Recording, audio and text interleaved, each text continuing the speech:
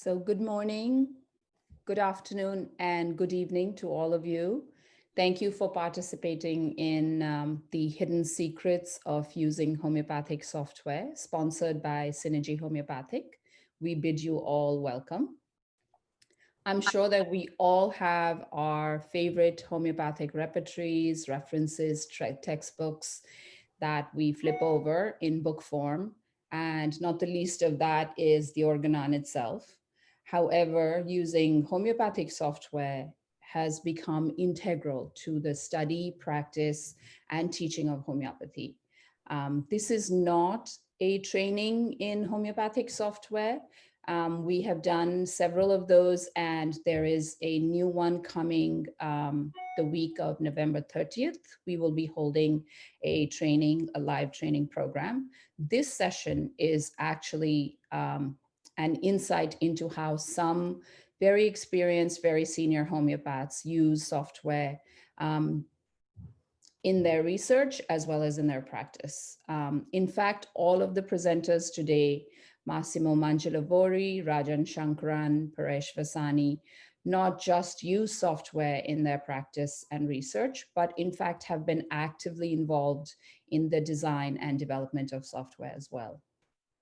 Synergy Homeopathic is really proud to be the torchbearer for homeopathic software, originally as Kent Homeopathic under David Workington with McRepertory and Reference Works, and more recently as Synergy Homeopathic with SHS.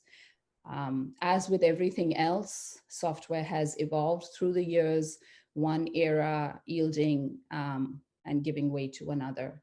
You will see some cases today that the presenters will show that are of long standing and were analyzed using McRepertory and Reference Works, which were the premier software of their time. And to keep those cases authentic and the presentation authentic, we have kept those original analyses as they were in those software. But now the company is evolving to Synergy Homeopathic software, and you will see that demonstrated as well in the program. In fact, we will close the presentation with a sneak peek into the next version of SHS, which is coming soon. So you can see how the evolution of software is shaping up. Today's speakers are extremely well known and don't need an introduction really, so I will not waste our valuable time introducing them to you. I will simply say that it's an amazing opportunity to see how the masters use software in their own homeopathic life. We will open the presentation with Dr. Vasani, followed by Massimo. And then Dr. Sankaran will take the stage, and finally, Dr. Paresh will bring it all to a close at the end. Just one request, I request you to hold all your questions till the end, and the Q&A box is active, so please use the Q&A box to submit your questions. The chat box is open as well. We welcome your comments, and if there are any requests for help, please put it in the chat box. And with that, I welcome Dr. Vasani. Thank you, Rupali. So good morning, friends. Good morning, good afternoon, good evening. You are from different corners of world, and I want to start today's journey with journey of my life, how it went, and how I got into this field of softwares. I distinctly remember that I started teaching in 1997, and I realized that students find it extremely difficult to use the concepts, what they have learned, into the practice. An example that I learned miasms from Dr. Rajan, the newer concepts of miasm. So if it works in a case, I would use it. And if it doesn't work, I find it difficult, I would drop it. So when I started teaching, I saw the same thing happening with my students. And that was the exact time I started thinking that there should be some tool which guides students, which helps the practitioners to use all these concepts better. We were lucky in India, in Mumbai, we had so many teachers around us. So if we had difficulty, we could just pick up a call and speak to somebody and get guidance. But many of you do not have this facility. So how do we help homeopathy here? And so when I spoke to Dr. Rajan about it, and he simply said it's not possible to make a software. How can we just put a human brain, a human mind, a thinking mind into a software language? I'm talking about year 1999, 2000. But I said no, I was very optimistic and I said let's start with the idea. It took us few years. We had to scrap few versions and then we landed up with a software called Vital Quest. So from that time till today, first initially my journey with Vital Quest and now with Synergy Homeopathic for last few years, we really understand how to integrate homeopathy and to get the best advantage of software technology. So let me start with my presentation here.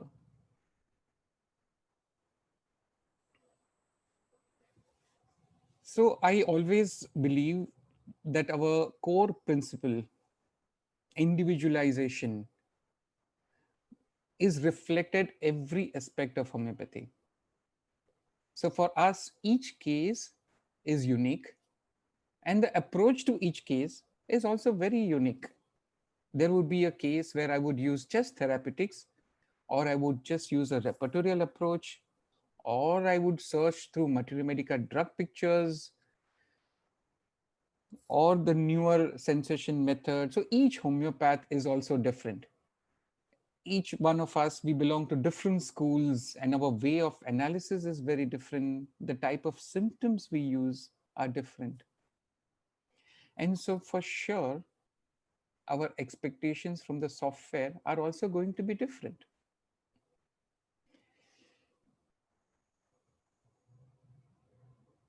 And when we talk about using the software, I would expect that my software should be a very versatile software, very resourceful and very flexible. It should be very easy to use as well. And then the four primary use that we do is solving our patients' cases, case studies to find the right remedy.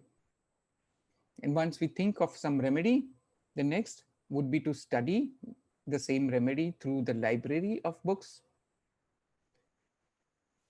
Beginners and the practitioners would also use the softwares to learn and to do research, especially the teachers. They would work a lot with it, with different strategies, with the libraries, and they come up with their research and support their research.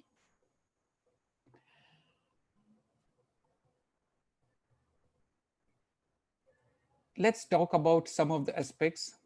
Case studies. What when our patients come to us, as I mentioned earlier, that each case is different. So what do we expect? What do we want? We would want a immense flexibility in the software.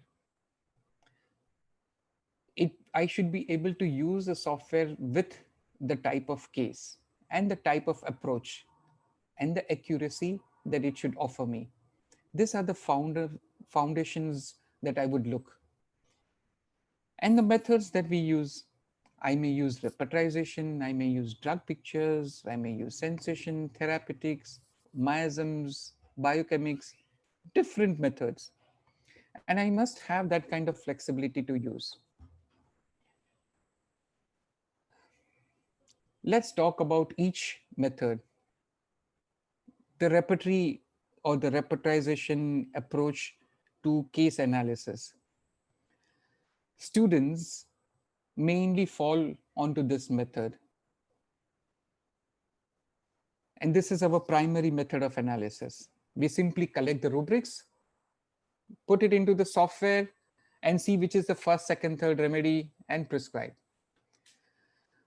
Well, everywhere, every teacher emphasizes that mechanical repetition is very useless. I'm sorry to use this word, but in our software language, we say you put garbage inside, what comes out is a garbage. I'm sorry for my language, but if you put wrong rubrics, the result will be different. So, what rubrics you select, what symptoms you feed in, is of utmost importance. Where our teacher taught us that it's not important that you repetize 50 rubrics, 100 rubrics, but the quality of rubrics should be so good that you just put one or two or three or four rubrics and you are at your destination. You know the remedy. It has to be that peculiar, that unique. And so for us, selecting the right repertory and the right rubric is the base, is the importance. And we use various tools for that. To search for a right rubric, we would use cross references, we would use themes, we would combine rubrics sometimes. Also, the quality of rubrics that we use, the analysis strategies that we use. I would not speak about this aspect right now much because my other two presenters are going to emphasize a lot on those aspects and you will learn that. But if I talk about how do we use the software to see similar rubrics simultaneously, how we have so many repertories. When I was a student, we were just using Kent's repertory. I'm talking about 1988, 89, 90. And then came synthetic repertory. And then Kunjali's Repertorium General and the complete repertory. And the world has changed drastically. The volumes have increased. Each rubric contains many, many, many, many more remedies. And how do I search? Which repertory should I search? So sometimes, if it's an easy tool for us to see the rubrics which are very similar, and if I can select, that would make a lot of difference. Let me show you that with the help of a case.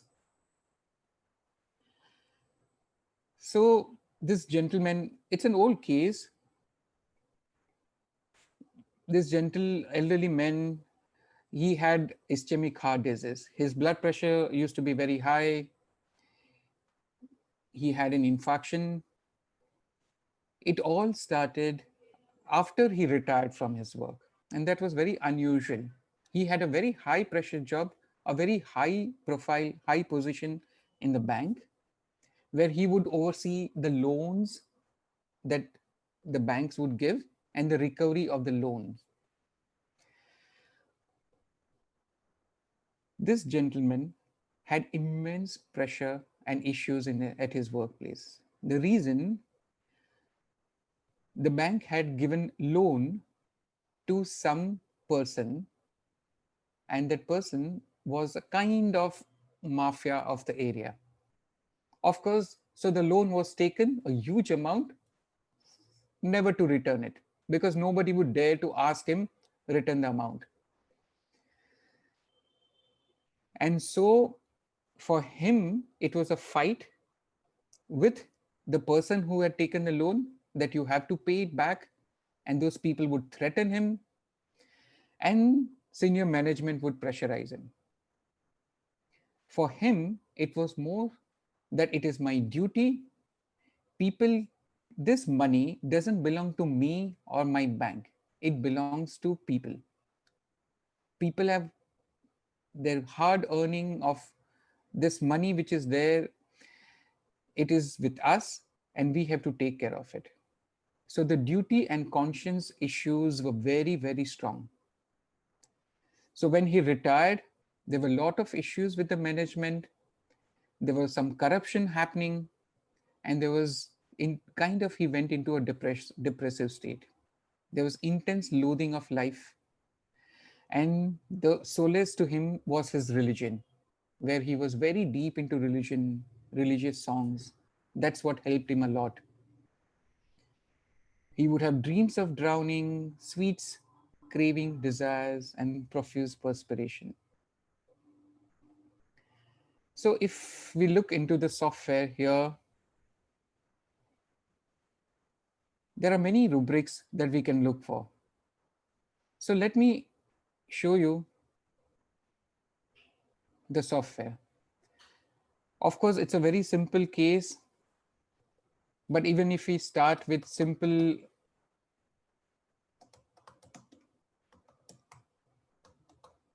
rubric, angina pectoris, which was his main stuff. So what we have done is we have a search box which is available on the top, a search box which is always open. And the advantage it searches through repertory and through materia medica simultaneously. So when I just simply type a rubric that I'm searching for, it will search in all the repertories. Like for example, you can see it is searching in reliable repertory, complete, Bonningerson, and every repertory that it is searching through. And it is also searching through the materia medica. So you have the result simultaneously. So suppose if I want to look and I'm looking in a heart and circulation chapter, I have this rubric. But if I want to of look for similar rubrics in different sections, in different repertories, it happens just simply with the click. I can just change the repertory. I can look for similar rubrics. And this is not just one example. We can So simply Paresh, do may I this. interrupt? Sorry, Paresh, why don't you share your screen? Oh, so Yes, sorry. we can't see your screen. Oh, I'm sorry. Sorry, sorry. I forgot.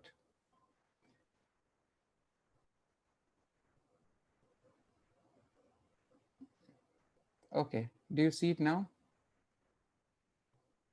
Yes. Okay. So I will do this again, this part. I'm sorry. So this is the search box that I'm talking about, which is always open. It gives us an option of searching in repertory and materia medica. And when I search for angina pectoris, it will search in the repertory and the reference library or the materia medica. You can see the result in different sections of reliable repertory or different repertories. And I can just click and go there.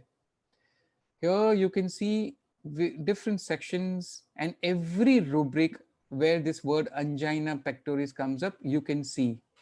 So you can actually select the right rubric with the help of it. Just for us, for example, here, this is the rubric. And when I double click on it, it will show me, it will take me exactly to that rubric in the repertory.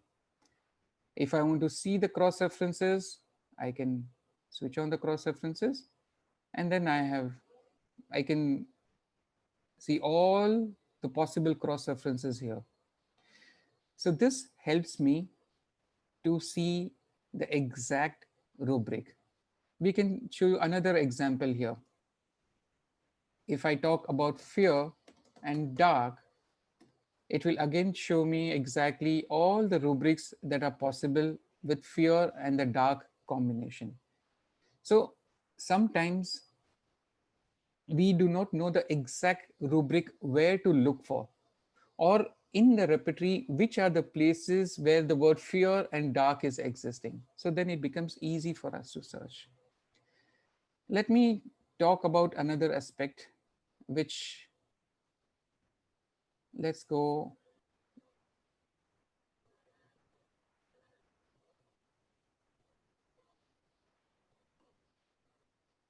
Okay. So now we are looking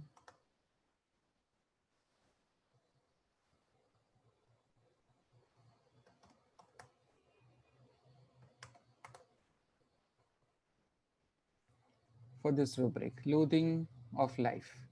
So this was one of his symptoms for our patient. Now you see there are some remedies where there are asterisks on top of it. And you can actually, what you can do is simply right click, and when you click view reference string, it gives us the exact sentence, the meaning of the rubric for this remedy. So it tells us what was the description given in the Materia Medica. And the remedy that I gave to this patient was aurum. Very obvious. I'll show you the repetization and the understanding. So you can actually see that what is written in the Materia Medica and what was described by the patient was so exact. How does this help us? Our prescription gains greater depth. You can think of a right rubric and you can think whether this was the experience in the proving in the Materia Medica. So this is how it's very helpful. So going back to our presentation, our slideshow. So I selected some rubrics like angina pectoris, his constriction and tightness symptoms, loathing, duty conscious, religious, and music. And of course, the remedy was aurum met that I gave. And he did extremely well with the prescription. So this is about repertorization approach that we are talking. A lot more my other presenters would speak about it. So I'm not touching more about it. And even Materia Medica approach, Dr. Rajan is going to speak a lot. So I'm not touching. Being a sensation prescriber, I would speak a lot about the third aspect, which is a sensation approach for case analysis. And the best way to demonstrate is a case, through case. So this lady, around 35 years old, she came with uh, allergies, especially allergic rhinitis. And the peculiar part was she was referred by a colleague. My colleague is a pediatrician.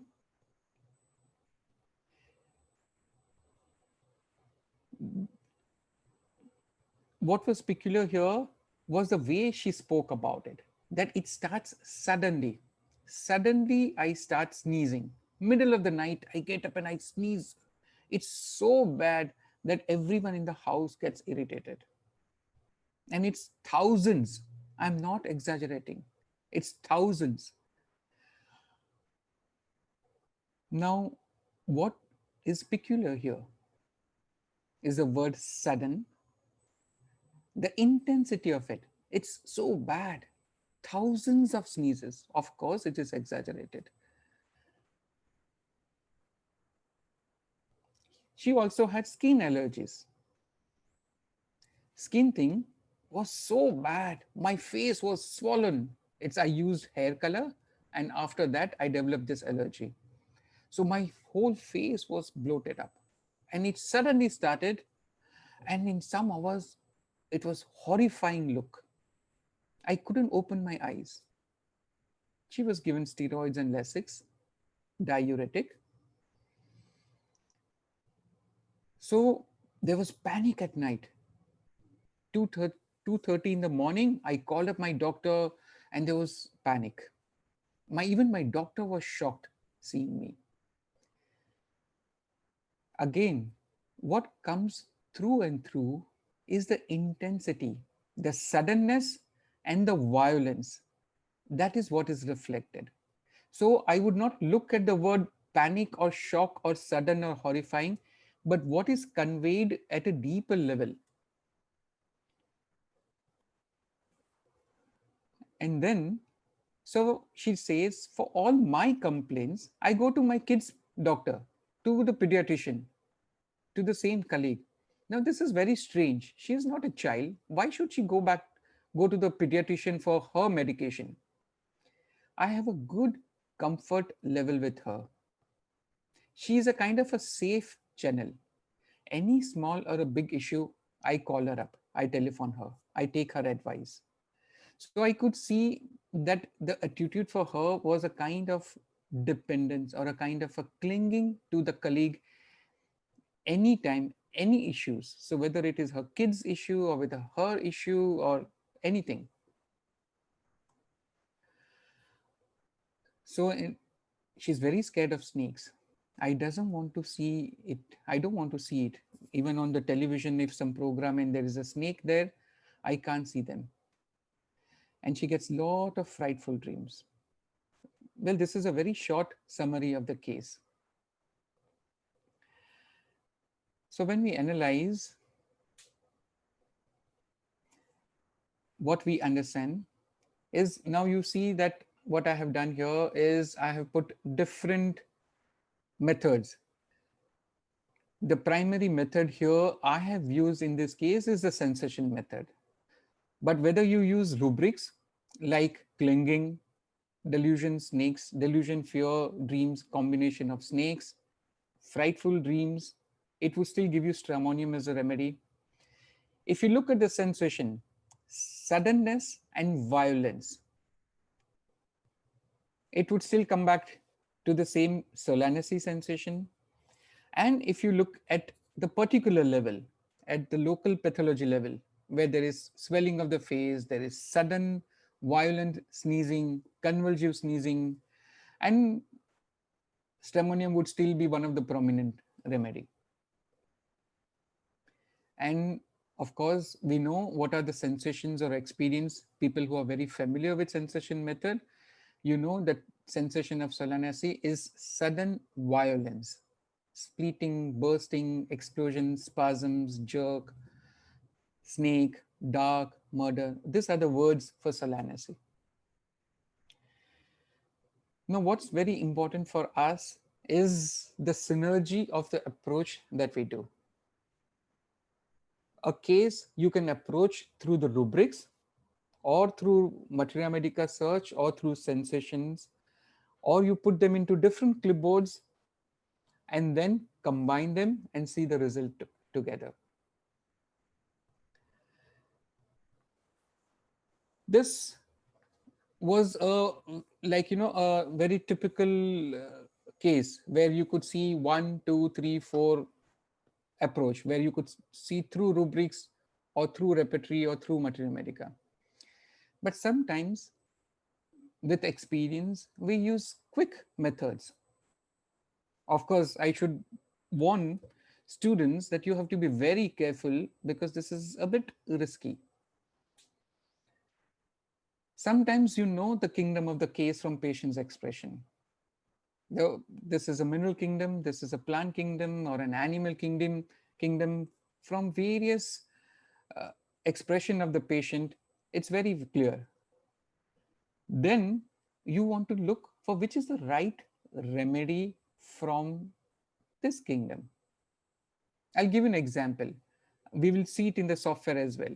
Suppose if I'm looking for just this word indignation in ranunculaceae family, or sudden word in solanaceae family, which are the remedies which is coming up? Or patient is using this word manipulation again and again.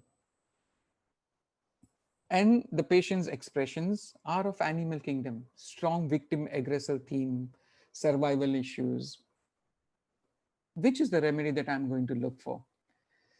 So let's look into the software. So then we have a very simple way. So if I'm looking for sudden and solanaceae, so then when I'm just typing, it offers me that I can search in solanaceae family. And when I search, you will see that all the results gets filtered out and it will show you only the results of solanaceae family. So all the rubrics with the same remedy or in the reference library in the materia medica, you will see the results coming up like this. Let me give you one example of a case. So I had this lady and she had this strong theme of victim and aggressor. Somebody is an aggressor and she is a victim. The issue she spoke about, I'm not going into the depth of the case, but the issues she spoke about is that my neighbor's air conditioner makes a lot of noise. It is just outside my window and that bothers me a lot. That noise bothers me a lot. My mother, she's old, she keeps television very loud and that annoys me, that irritates me. So all this sounds irritates me. And everybody around me annoys me. My boss annoys me, my neighbor annoys me, my mother annoys me. And then she described various instances where she ends up fighting with them. So this whole case went beautifully to an insect theme of people encroaching into her territory and annoying her, irritating her, bothering her. Now, this we know is a theme of insect family. From a sensation method, we know this very well. But problem for me was which is the right insect for her. I couldn't I couldn't think of it. I couldn't find it because there are millions of insects. Which one should I give? So one beautiful symptom she said was she has intense desire for vinegar. Now she says that I cannot eat food unless I add vinegar in my food.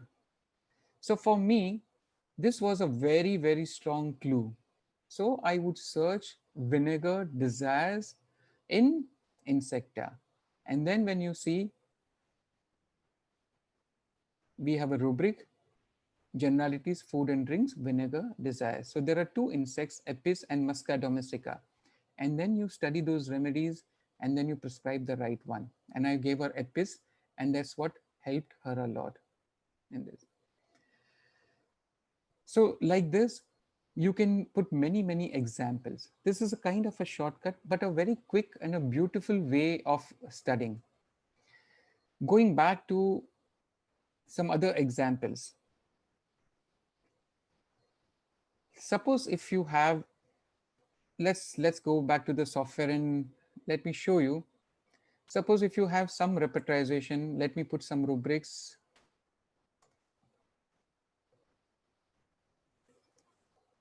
Suppose if you have some rubrics in your repetization chart, and then you you have a result, but you want to see which is the family, other remedies from the family. If I want to give an example, suppose if belladonna is indicated, and I want to see is there any other remedy from the same family in the same repetization or from the same order. Now we also know the plant classification, we know animal classification very well. So then simply you click here, view remedies family, and then it will tell you whether you want to put a filter, you want to search only Solanaceae family remedies or the higher order, and you can put a filter. So suppose if I say, okay, Conchrist Solanaceae, then it will show me that yes, in this repetization, you can think of either belladonna or Hyoscyamus or stramonium or tabacum. So instead of getting stuck to probably just one remedy, your thoughts you can differentiate belladonna and stramonium and Hyoscyamus and tabacum, and you can think like that. Another method which Dr. Rajan and Dr. Massimo would show you is using the themes. So I can just put a theme, okay, show me insects in all the sections of repertory. Then which is the section where there's a lot of representation of insects? Which is the pathology that patient has? And if you study like that, you can also think from a therapeutic point of view, which is the remedy that comes up. Let me demonstrate this process with the help of one more example, the synergy and the classifications. So she was a young girl and her main complaint was this tumor in the eye. We call it chalazion. It's a hardened meibomian gland, and she would get recurrent styes. She got it surgically removed. She took homeopathic medicine. She took allopathic medications. Nothing helped her. She would keep getting it again and again. Well, the problem for her, more than the gland and this thickened gland, was that she couldn't wear spectacles. She couldn't wear contact lenses. Always she had to wear spectacles. And how would that bother her? Because that affected her looks. She described that I'm not complete. Everything is fine. My life, everything is fine. But what about my looks if I keep wearing spectacles? So this issue of appearances and that affecting her personality were very intense. Another issue was her intense irresolution. She couldn't decide in her life. There was a job interview and she couldn't decide. She said, should I do this? Should I do that? What are the positive points? What are the negative points? And every time in her life, decision making was a big issue because she kept going like this. And this was a gesture. And when I asked her more about this gesture, she went into is that for me, it's very difficult to adjust in any situation, whether it is job, whether it is family, whether anywhere. People mold themselves according to work, according to situation, but I can't. And when she used this gesture, mold, I asked her, just talk about this word mold. What comes to you? She said, and then she spoke about the potters, like how they make pots and how they mold, they give the shape according to the thoughts they have, the shape they have in their mind. So when I was asking her, she was a kind of quite upset. So when I asked her about it, she said that if you ask me about any specific question, like if you ask me what is my choice, I get very conscious. I become speechless. I don't know what to answer. Suppose you tell me to select from 5 things, I can do that. But you tell me that you talk about yourself. I cannot talk. I'm not able to express. I get confused. Maybe you can understand me, but I don't know. I don't understand myself. And I'm confused. I'm totally confused. So this was the case. So very simple. It was a middle kingdom case, and you simply put the word mold or mold. We use different English words. So some books would have word mold and some would have mould. It's UK English and American English. So you see the remedy which comes predominantly is alumina. Now this, either we do it in a shortcut way or we do simply search in Materia Medica with confused in, I confuse about her identity in 3 words of identity in the same remedy, this word mold. And you again get the result in the form of alumina as the remedy. Or you do a simple repertorization process. You put her eye symptoms, you put the sensation symptoms, or you put the Materia Medica search. It would give you the same answer. Or sometimes you put all of them together into one. Your repertory rubrics, your sensation rubrics, or your Materia Medica search, they all 3 together, it still gives you the same answer, alumina. So with the remedy, her chalazion disappeared. Of course, it took time because it's a calcified gland. So gradually it disappeared. And we know we have a follow-up for few years, almost 8 to 10 years. No recurrence of styes, no recurrence of chalazion. Most important, what changed in her state was her irresolution got diluted. And that is the potential of homeopathy. So the one aspect which I would like to say, those who follow sensation method, for them, we have a very beautiful tool, and that's sensation repertory. So here you can use the sensations of a case, you can actually use as a repertory. So like, for example, theme of left out, abandon, would be present in mammals, in primulacy, in row 1, row 3, like this. Theme of identity, if you just look into different aspect, and so identity would be Middle Kingdom issue, especially row 3 issue. Like this, you can just search for the sensation and put it into your clipboard for repertorization. So it's an easy way of integrating rubrics, repertory, Materia Medica search, and the sensation. Let's talk quickly about, so it's easy to have a rubrics and the repetization, but reading the remedy, that's one of the most important part of it, because sometimes repertory will give you option 1, 2, 3. Well, it gave me belladonna and stramonium and hyoscyamus close. So how do I differentiate them? So then we would need the library. So for so many years, we we really appreciate the collection, the richness of the library of reference works, which is now part of SHS. So you can see that list of huge list of remedies, the information about each remedy, and 2000 more than 1100 books that's there. So if I'm reading a book like stramonium, it would give me source references from so many books, and that's where the software helps you to search and come to the exact symptom that you're looking for. Dr. Rajan would talk more about this aspect, so I'm not touching and wasting our time there.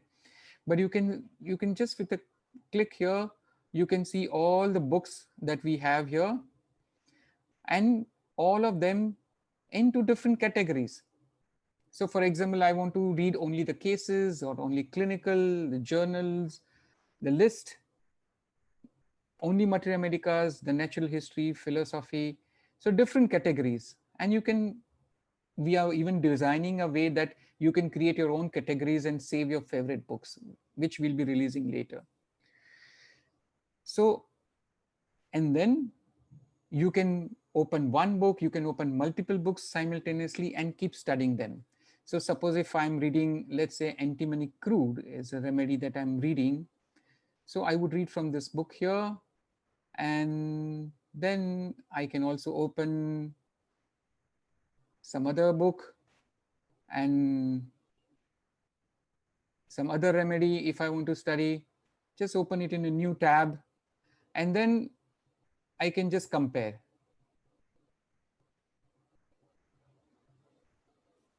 And I can side by side read two remedies easily. Sometimes, if the literature is in a different language, I can simply use the translation tool and read about it.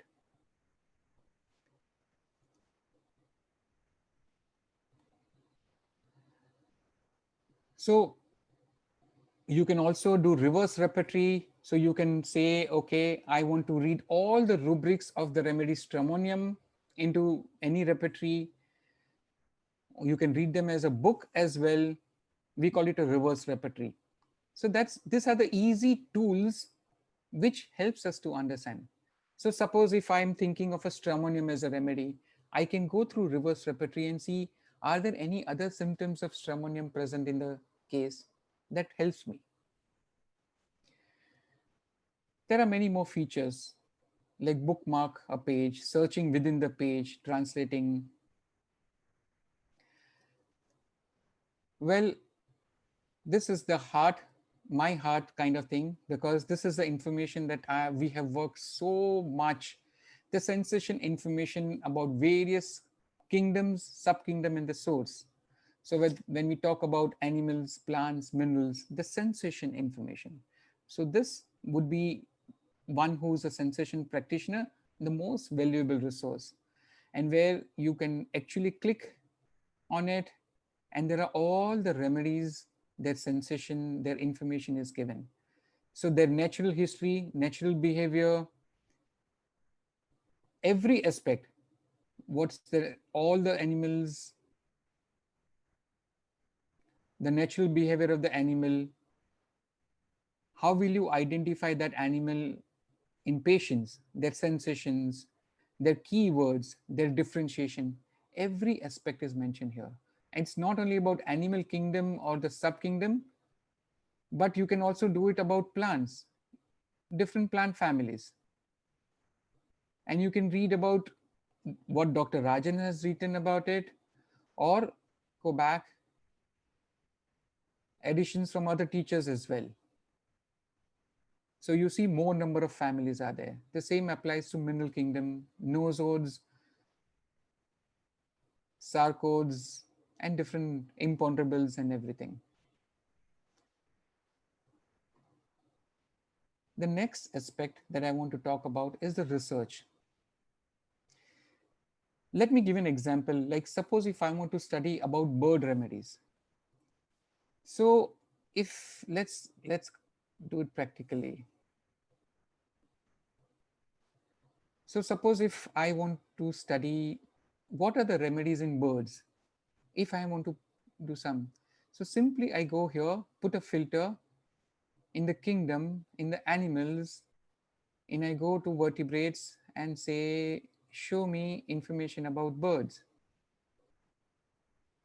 So you see all the bird remedies. How many bird remedies do we know? We know eagle, we know falcon, and hardly 2, 3, 4, 5 remedies. But see the list that's given here. So whether it's a new proving, whether it's a information from our traditional materia medicas, or whether it is some author, like for example, Jonathan Shore has written a book and information about various birds, or the sensation method information about birds, and you get everything of all the remedies. So many unknown rare remedies are here, and you can read about it. And now a lot more about plants, about animals, about minerals. So the wealth of information is available.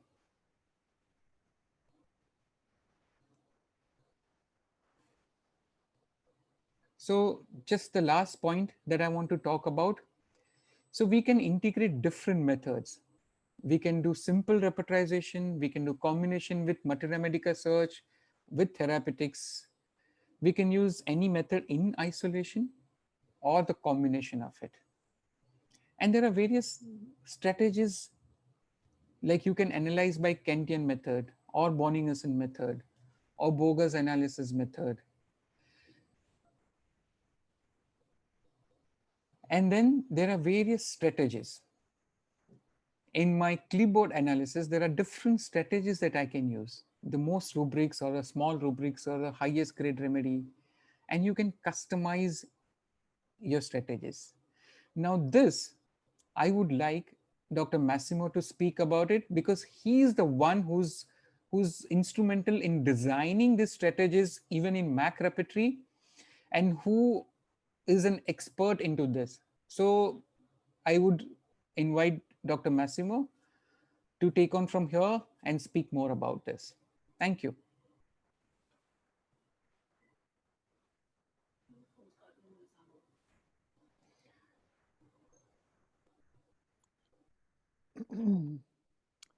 Thank you, Paresh.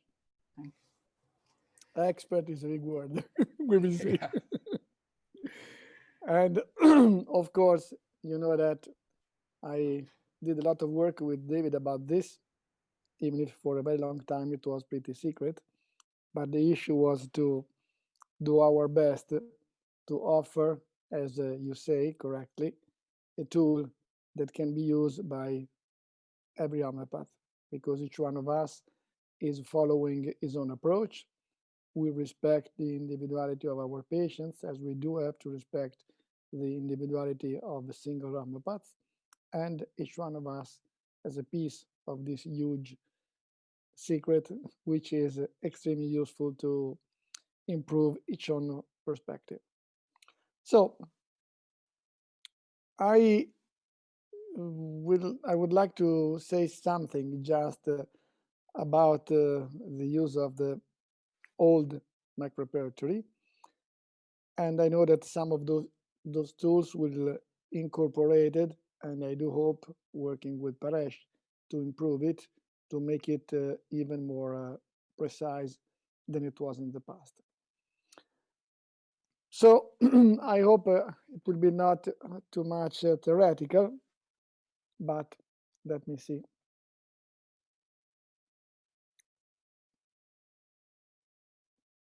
Okay, I think that you can see my screen now. Probably if not this, it is even better for you. So you know that at the very beginning, let's say more than 30 years ago. The main reason why we started to think about a program when repertories were that big was because it was too difficult to repertorize by hand, and because the repertory was becoming thicker and larger and bigger, and because we had too many books to bring with, us, with us. So little by little, they started to consider that a computer could do a lot for us. But we started probably from a very simple tool, just possibly useful to repertorize in a quicker way. And then we understand now that a good program is a wonderful tool to study, to research, and to daily work. But let me say that at that time, that was not so completely understood.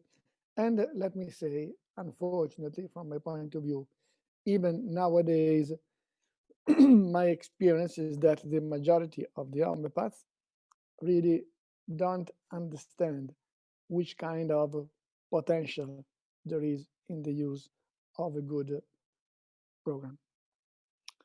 So, you know that, for example, many of us use different repertories. Many of us even think that the repertory is a kind of precise tool, which is not, because there are different kind of things on which we can debate how they are written, how they are translated, how different authors use the concept of grades in a different ways, and things like that. But one of the most gigantic issue that we have to face whenever we use the computer and the repertory is the concept that every stupid silica machine, because at the end this is the computer that we are using now, starts always from the point of view that the information that they do have in their hard disk are right, are precise, which is not the case of our material.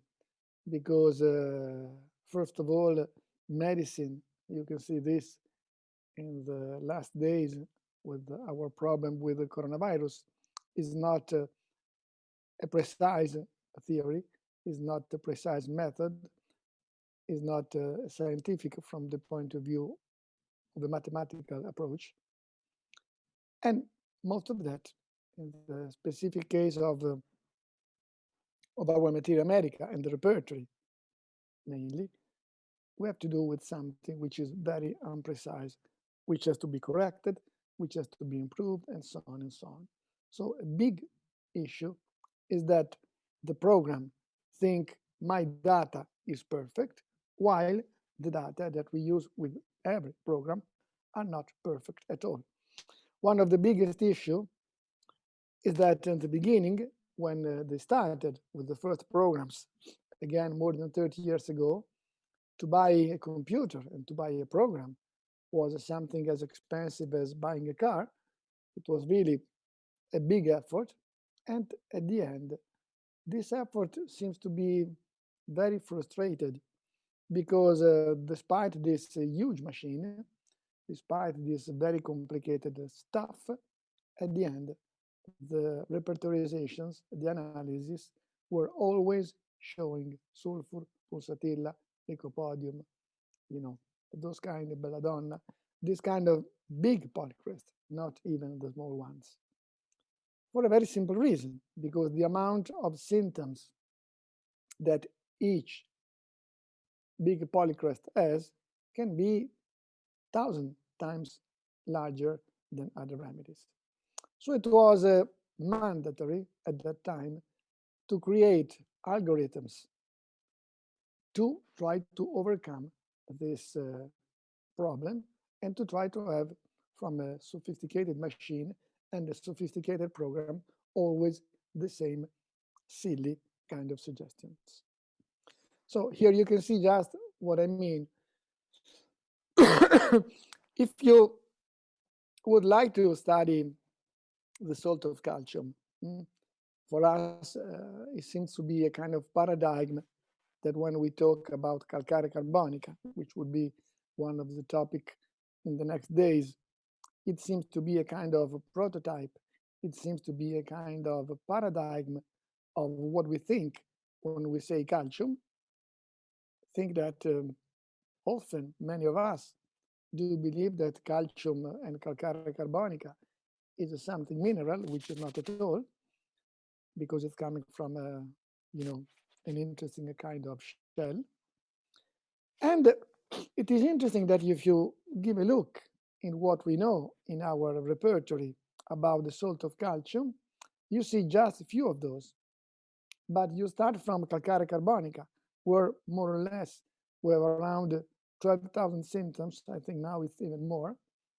And if you want to think, if you want to study, if you want to consider a simple, interesting remedy that can be calcarea muriatica or calcare bromata, it's really hard, almost impossible to prescribe these remedies using what we have in our repertory, because the amount of symptoms is so different that it's really, really impossible to find out useful information. So now you see how many homeopaths are able to do that. First of all, we have to start from the point of view that we like to think that it can be interesting to use a large amount of remedies.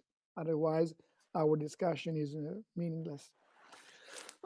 But you know, how strange that Natrum muriaticum, which is a muriaticum remedy, has so many symptoms in our book, while the muriaticum salt of calcium has a solitron. It's more or less the same for bromium. Bromium itself is a big remedy, is so interesting. We know so much about calibromatum, and we know so little about calcare bromata. So some simple tips that you can use in order to use our tool to study better. You know this, that was one of the very first things that David did many, many years ago, and not only David.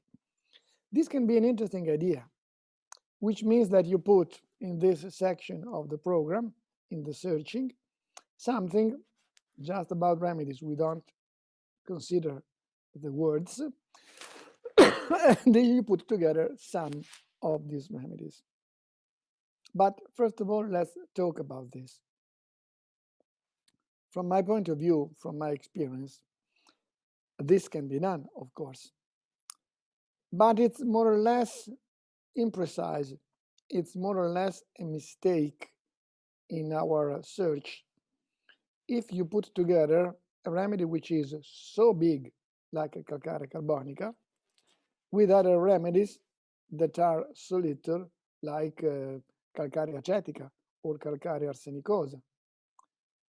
So from my point of view, it should be better, and we will see this later on, when we try to study something like this, to get rid of the very big ones and not to use the very small ones.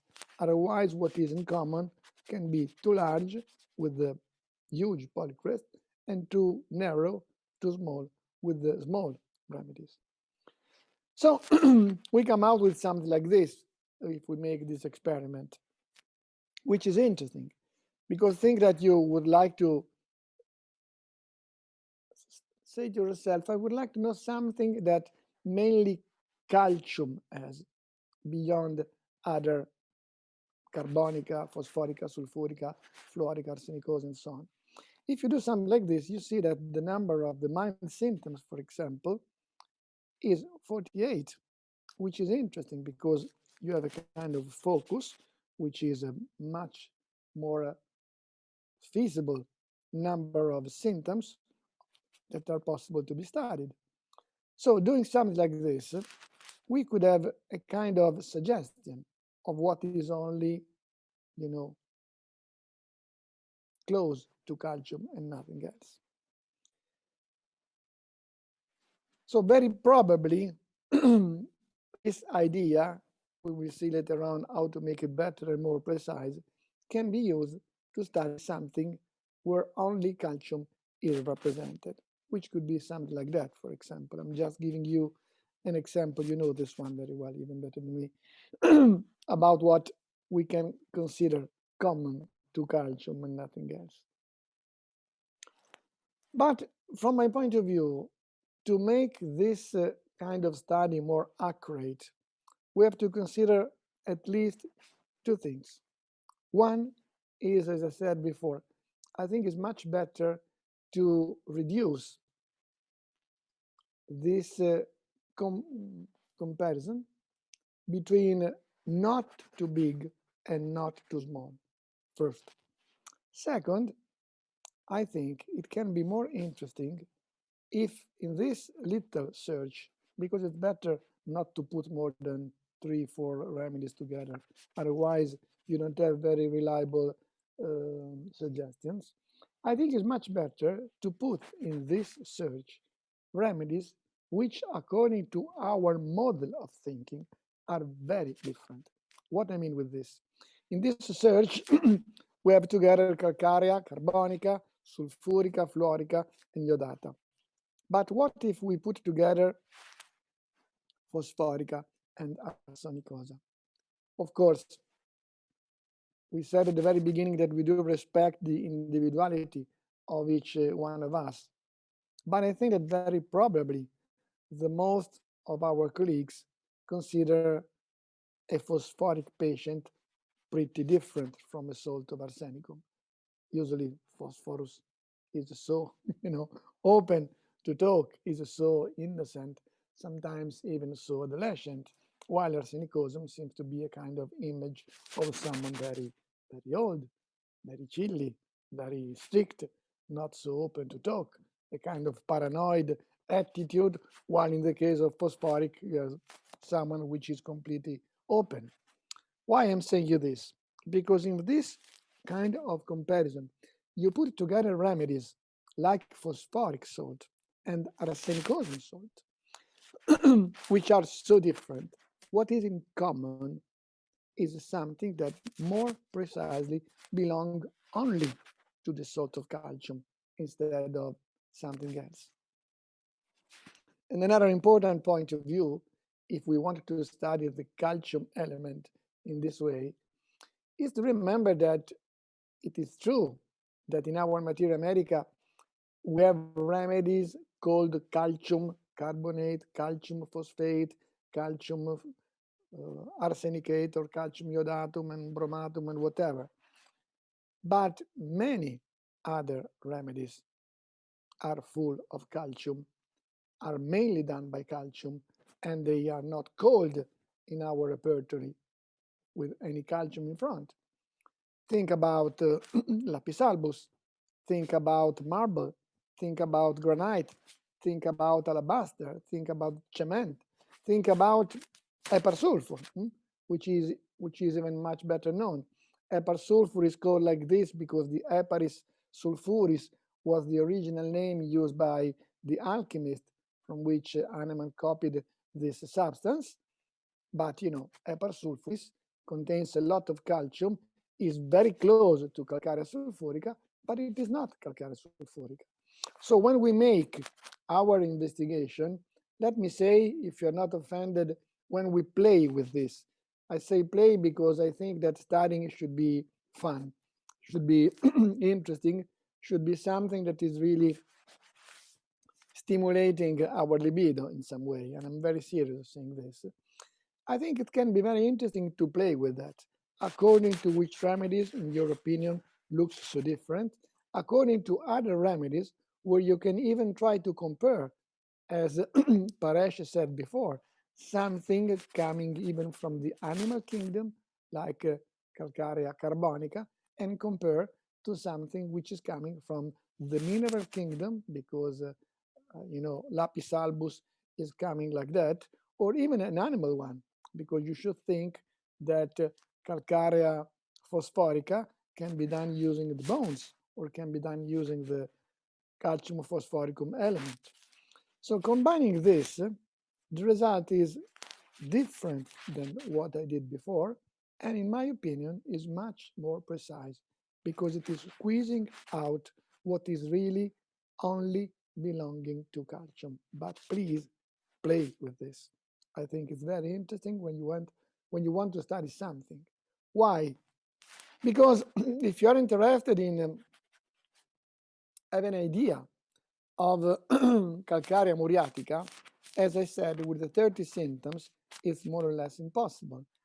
But if you're able to make clear to yourself, according to your own way of thinking, what is common for calcium as a remedy, you have more than 30 symptoms. First of all, you can have an idea of whatever could belong to calcium, and then eventually you can do the same kind of work for muriaticums. And you put together other muriaticum in our materia America that are not so tiny as calcarea muriatica. You can do the same kind of research for natrum muriaticum with kali muriaticum, which is a larger remedy, even with just chlorum, which is muriaticum by itself, which is pretty large and very interesting. And if you squeeze, if you reduce chlorum to whatever is common to some very interesting, important, well-known muriaticums of our materia America, beyond what we know of calcarea carbonica, beyond of what we can do, making a proving of this remedy, we can have an idea of something which is mainly belonging to calcium, mainly belonging to muriaticums. Of course, I am the first who says that every remedy has its own individuality. I'm not saying at all that we can skip good provings, but when I started to think in this way many years ago, I had the option of doing by myself something like some hundreds proving, which was just impossible, or to try to find out a way to make investigations, to make hypotheses, as in science is common to be done, and to work on those hypotheses to try to confirm or to disconfirm that. There is something else I would like to show you out of this. If, let's say, this is in some way something that belongs to calcium element, dot X, okay? Another concept that we can use, thinking about it, the idea of similarity, is how these symptoms are distributed in our literature, in our repertory, in this specific case. Give a look.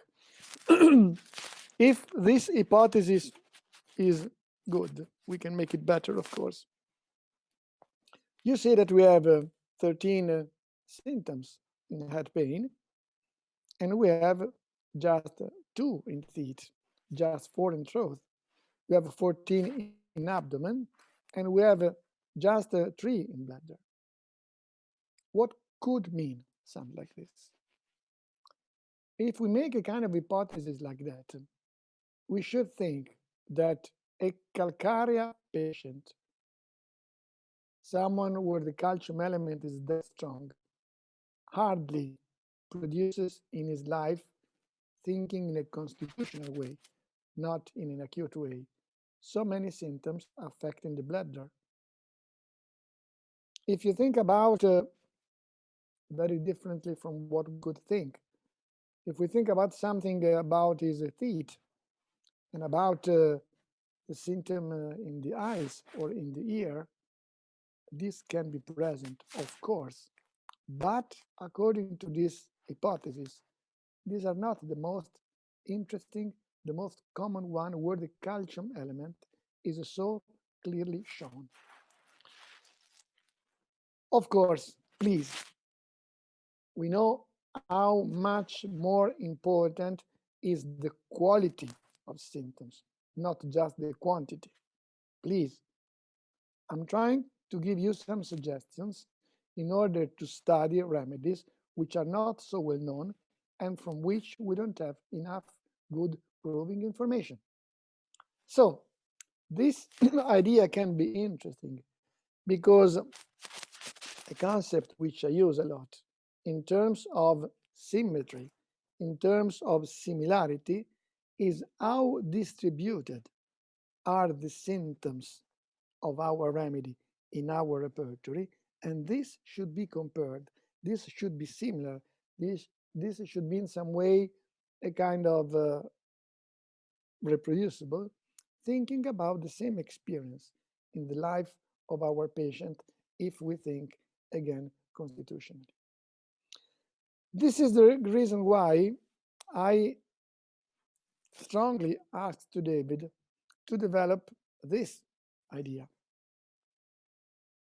Even if it is not so nice to be seen, I think that if you get a little bit more familiar with such a graph, this tool can be extremely interesting. You see that in this case, I just put together calcarea sulfurica, which is the first one. First one means the blue color. And you see that calcarea phosphorica is the velvet, and calcarea arsenicosa is the red one. Why this can be interesting?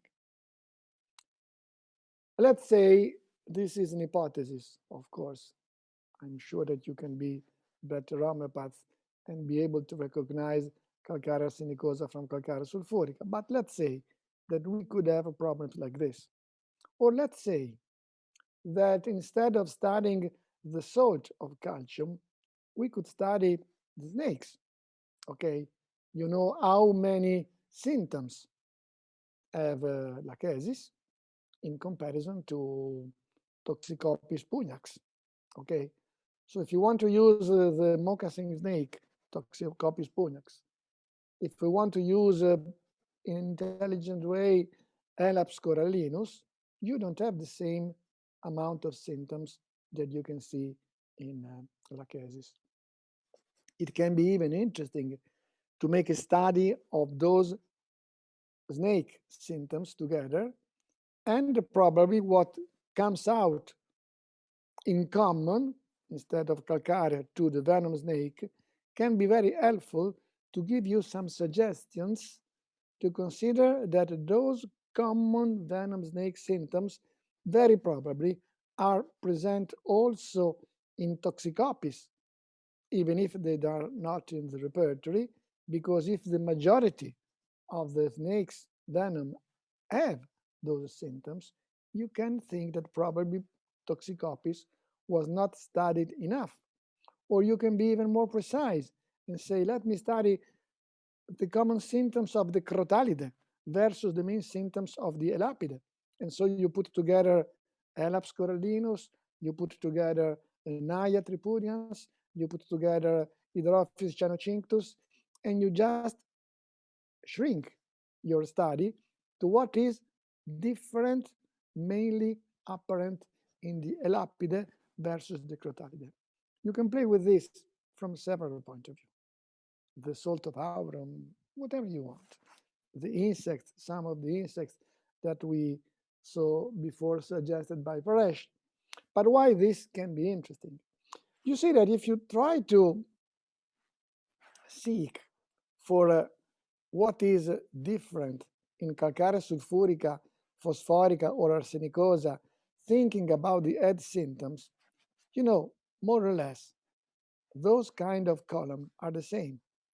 But if you think about the nose for calcarea sulfurica, if you think about the stool symptoms or the bladder symptoms or the female symptoms for calcarea phosphorica, it is so prominent, this column, in comparison to the other.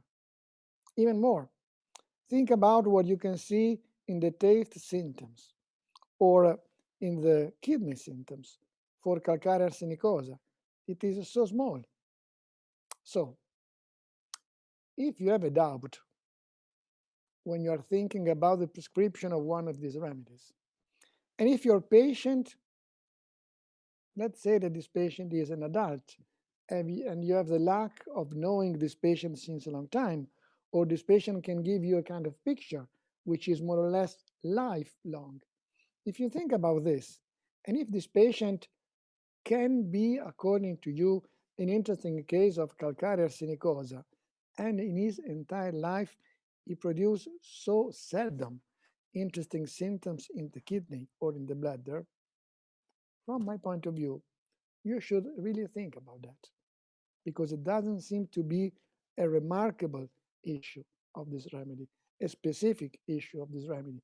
Again, I underline thinking in terms of a constitutional picture. While if in the life of this patient, bladder and stool problems were an issue, problems in his back were an issue for this patient, you should think that the phosphoricum of this calcarea can be more interesting than others because it is so prominent in this distribution. What you can see for a phosphoric element for calcium instead of an arsenicosum 1. Please play with this, because what is important, in my opinion, is to understand the concept. I'm not focusing specifically on these three remedies. We can debate on that as long as you want.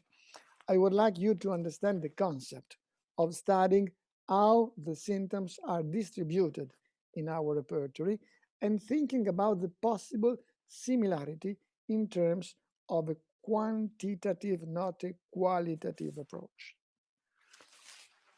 But, the same can be done not only seeking for symptoms distributed in the repertory. We can do something closer to what Paresh showed you before. You can make search where you, in some way, are interested in certain kind of concept, in certain kind of ideas, in certain kind of words, in certain kind of recurrent issues. So give a look here. The feeling of being beaten, the kind of aching pains are so prominent for calcarea phosphorica in comparison to the others.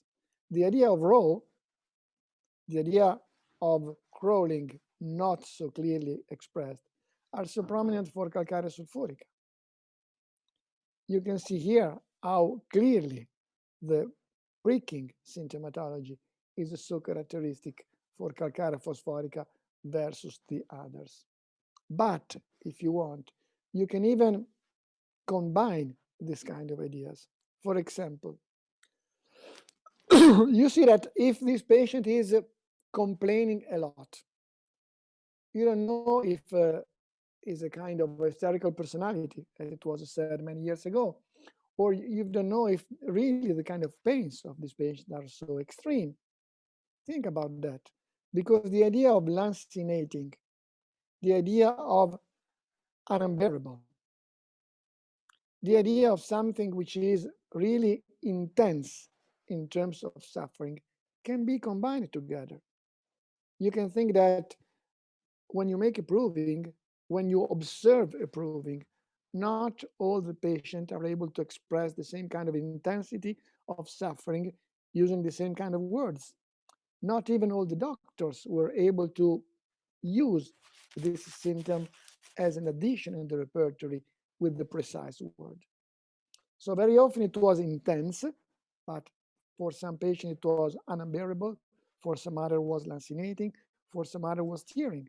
So you can combine these words together, create a group of extreme kind of suffering, and give a look in which kind of remedies the extreme kind of suffering is so prominent versus other, like the arnica-like, where, for example, even if the pain is so intense, they never feel any kind of pain. You know that even better than me. So this is just a suggestion in order to be creative and use these tools to study and to get more possible ideas from remedies that are poor in terms of information in our literature. Let's go to another concept, which is what Paresh was saying before. I think, without offending anybody, that the majority of us don't know what is hidden in the idea of repertorizing. because, as I told you, every program uses algorithm in order to suggest you not always the first 10 polycrests of our materia medica. But what we don't know is how the program try to think instead of our mind. And this is not easy because it is more or less extremely interesting that you can have an algorithm which is suggesting you not only the first 10 polycrests, but let me say that the same way of thinking, the same kind of analysis, the same kind of approach cannot work for every patient by definition. We should be the master of individualization. So are you sure that you really know how your program is thinking? Do you know what means an expert system versus a basic one? Do you know how this was done?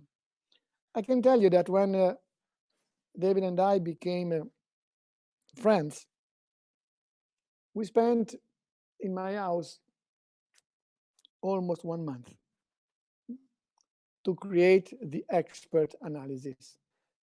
Because beyond the ideas that David had in order to improve, and he did a lot of work to make it better and better and better, this idea was theoretically done.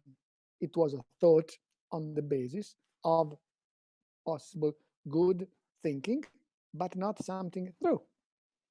What we did together was to say, okay, dear David, I have the repertorization of all these cases which are going great with the long-term follow-up. Try to make a simple repertorization using your program and see what comes out. So the remedy was not in the first 10. So we have to adjust this algorithm in order to make this remedy appear at least in the first 10, 15. Otherwise, this is not a good analysis because I did that. This remedy did a lot. So it means something. We spent a month doing this work because we try to adjust case by case by case in the better situation. And then we have to find out something that was in some way good for most of those cases, but is never so precise. So you should know, for example, that whenever you select a symptom that comes from the mind section of the repertoire, not from the mind of the patient, these symptoms has a value which is the double of any other which is coming from another part of the repertoire. If you think about a symptom which is coming from the smell or the taste section, this is 5 times less important than something coming from the mind. So, what happens? This is my question to you.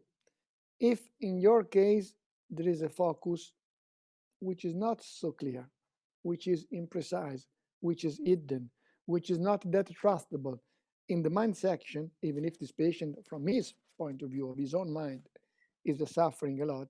And on the other hand, we have trustable symptoms in other areas of the repertoire. It means that if we have a symptom that is important for the suffering of this patient, and we seek for it in the mind section, which is not so trustable for him, automatically our symptom is much, much more important than another one that this patient says so clearly. I give you an example. So you know that you can customize. If you want, later on I can show you how to do this, but this is clearly written in this beautiful manual in the tutorial of the program that usually nobody used to read. Okay, so give a look to that. If you work on the strategies, you can see that I would like to see how expert analysis is done. Okay, so if you click on that part, which is the hierarchy that can be moved to 0 or to 10, and you open that, clicking on this little triangle, you see the hidden secrets of your analysis, which means that every symptom that comes from the mind has a value which is 99. Okay, every symptom that come from you see taste or smell has 20. So I give you an example using this case. You can create different kind of strategies. This was one of the most important issue when I worked with David together, and I wanted him to change it a lot. He was so intelligent, so good, so precise to make it, but it was never used as it should because people used to repertorize, expert, that's it. I don't want to think about. So give a look to that. If you use, let's say that you create a strategy for your compulsive obsessive patients. Okay. In this case, very often, for example, you know that patients like this don't like to confess that much what they feel, the kind of rituals that they do. They are shy about this. Sometimes there is also a kind of sense of guilty. They do this secretly, but they don't confess it, even to their wife, to their husband. Very often, they don't tell you something that you find out in the mind section, even if the mind of the patient is suffering a lot. Very often in those patients, whatever has to do with their senses, vision, smell, taste, is so much amplified in their symptomatology and so poorly represented in our analysis. So you can play with this and you can say, please, dear program, let's create an OCD strategy. Let's give to the mind section of those patients only 20 instead of 99, but not because the mind of the patient does not suffer, because the mind of the repertory is not so clearly represented.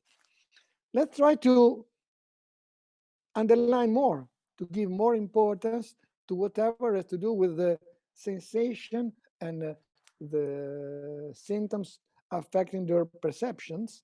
So vision, for example, taste and smell, and create a kind of strategy that we can call, for example, OCD. So let's give a look to that. In this simple, very simple case, as Paresh said before, sometimes with few symptoms, that these are not even too few. You can find out something precise. So you see that using those symptoms and using underlining those symptoms and using the expert strategy, that was a kind of an interesting case of alumina oxidata. You see that alumina does not appear in this repertorization. Okay, if you analyze using your strategy for OCD patients, alumina jumps here. And now I have a question for you. Do you really think that alumina does not have compulsive disorders? Do you really think, according to your cases, that the fear of impending diseases is not an issue for alumina? Do you think that they are not so ritualistic and compulsive? They are a lot. But probably, as many OCD patients, beyond what is missing in the repertory, they were just unable to confess this, probably during the proving, the more sensitive one, as well in the clinical experience. So if you are a good homeopath, very probably you know from your experience that in compulsive problems, in obsessive compulsive problems, aluminas in general, not only aluminum, is so clearly represented. But it's important to know that the clear somatic symptoms that the patient was able to confess were represented, but because those are symptoms coming from the mind section, so they are automatically considered by your analysis system 5 times more important. Okay, alumina was hidden in the 3 other scrolling part of your analysis. So I think this is interesting to use and to be understood, because it's impossible that one expert or whatever analysis can fit to every case. I'll give you an example, a very stupid one. think about another idea of something very clinical. Let's have to do with kids. Okay. You know how commonly they can tell you something not so precise from the mind section, even if the mind of this poor child could suffer as well as the one of an adult. Very often, they have a throat, ear, and nose infection. Okay, I'm telling you something silly. You can do the same work. You can say, please create a kind of strategy that you can call children one. You can call strategy for ear, nose, and throat infection, where you decrease the mind value, not because the mind of the patient is not meaningful, please, but because the mind symptoms are not that useful in this case.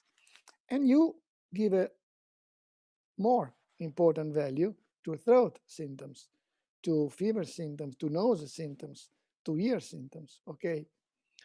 You know, if you do something like this, that was a case of Mercurius iodatus ruber. With those symptoms, Mercurius iodatus ruber is not coming. Okay. If you use this kind of children one, we can use more. Mercurius is coming here. Again, as correctly Paresh said before, forget about that in good cases, always the first answer is in the first 10 position. I hope it could be like this. But if you think about remedies where the amount of symptoms in the repertory is not as large as these others, it's not that easy to find out a possible good suggestion. So I think that this concept, first of all, in that program, the one that I'm still using, the old Mac repertory, has to be perfectioned. Is not really as good as it should be, but I have to tell you that I tried with David to keep working on that. He was extremely enthusiastic at the beginning. He was not that enthusiastic at the end, because even if this is a very useful tool, the great majority of our colleagues just wanted to use expert analysis and that's it. But nowadays, after more than 30 years of using programs, not just to flat repertorizing, I think that colleagues like you, which are expert homeopath, should consider the idea, at least in the cases which are not so easy to solve, to consider that you can adjust. From that point of view, is extremely important to be creative, to think. I don't want to talk badly about other programs, but you know, this specific tool does exist only in Mac repertory, and does exist only because I beat at David, please, please, please, please. I want to do something like this. Because I think it's extremely important to allow you to think in how you can customize your way of analyzing in this specific patient and for different kind of possible groups. I did a lot of work with the vets in Italy. Okay, you know, the majority of cats produce symptoms in the kidney. The majority of horses don't have problems in the kidneys as cows. So if you study a cat, undervaluing the kidney part is stupid. If you study a horse, undervaluing the respiratory part is stupid. So you have to adjust this, at least to say, let's have a special analysis for horses.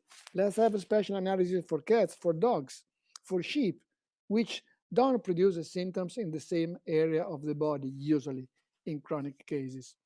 But you can also invent and use different kind of strategies for acute in kids, for patients who were chronically, they had, historically speaking, gallbladder problems. Okay, so if you have to do with a patient which is not going so well, and this patient has digestive issues since he was a child and now is old, and still this is a problem, all the digestive symptoms in your analysis should be much more considered than the others, if by definition this patient never had urinary problems but just digestive.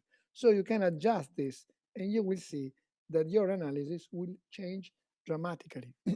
But you have to learn how to play with that.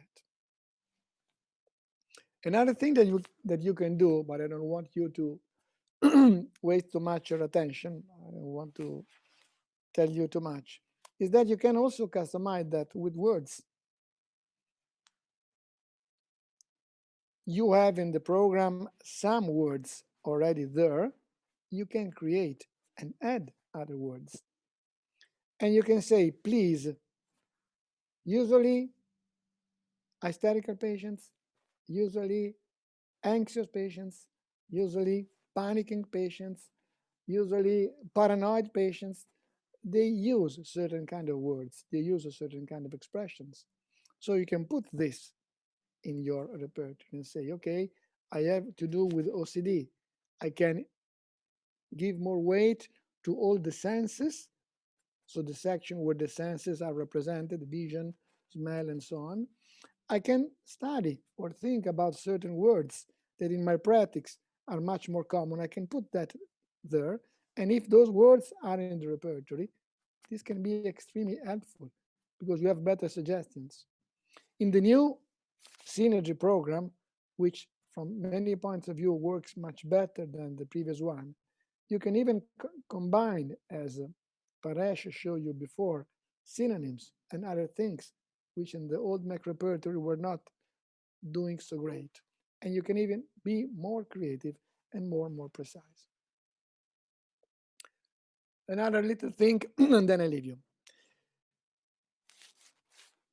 So thinking in terms of themes can be extremely important, not only for the concept itself, but because very often you have in the repertory symptoms which are similar to the other, symptoms that are very more or less the same, but the remedies inside are not the same at all in terms of numbers and in terms of kind of remedies. So very often is important beyond the literary meaning of every single symptom to combine those symptoms together in what is in some way a coherent grouping of symptoms. I'm just giving you an example. Again, this can be done with OCD. But why this is important? Because if you do this work once and you save just in a simple Word file all of this, whenever you have to do with an OCD patient, you can just cut and paste those symptoms in one of your clipboard and say, okay, is this there?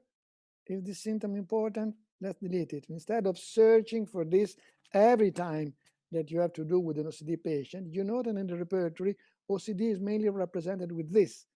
So this is something safe, and even if the first night, the last night you did not sleep so well, and so you're not that brilliant this morning, you have in some way a memory of this work somewhere in your computer that can be reused whenever you see something like that. But this can be done also for common diseases.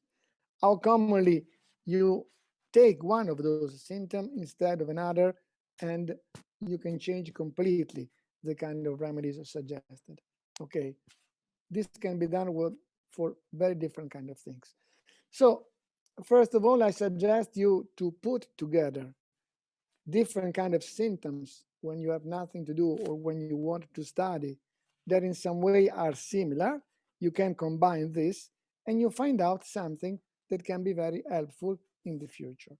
I give you an example here. Why creating themes can be more interesting than just combining remedies in the same one. You know that you can add and combine one section. This is important because, first of all, from the point of view of the analysis system, a theme has a higher value than symptoms which are combined artificially by you, first. Second, in my opinion, from a visual point of view, it is very important because if you, in this case, consider these symptoms related to the OCD, okay? And this is a theme. You can have even more. This is just an example that you call OCD. And your patient has this issue. Okay? When you have your analysis here, this means that from Bovista to the Ratron viride, you have remedies where OCD is represented clearly. The others can be remedies like pulsatilla, sulfur, silicia, where you have even more symptoms represented in your analysis, but OCD is not there. Of course, how more precise is the OCD team, how better it will be your analysis. But this is important because this is a kind of filter. Like what said Paresh before, he said, okay, forget about whatever is not a solanacea. I want to know something which is in this group of substances. Okay, clinically speaking, for me, the issue that this patient is severely affected by obsessive compulsive problem is an issue. Whatever is coming in my analysis, where obsessive compulsive is not represented, forget about. I only study these remedies. Okay, so this is another way to play, doing also what I said you before, adjusting this with whatever is special in your patient. This could be extremely helpful to allow you to improve your strategy of analyzing. So I think that I will give you this presentation because I said more, but I prefer to leave you time to make questions because probably this can be useful. So thank you for following me. I hope it was not too confusionary and not too theoretical. And if there are questions later on, I will be very happy to try to make it more clear. Thank you so much for listening.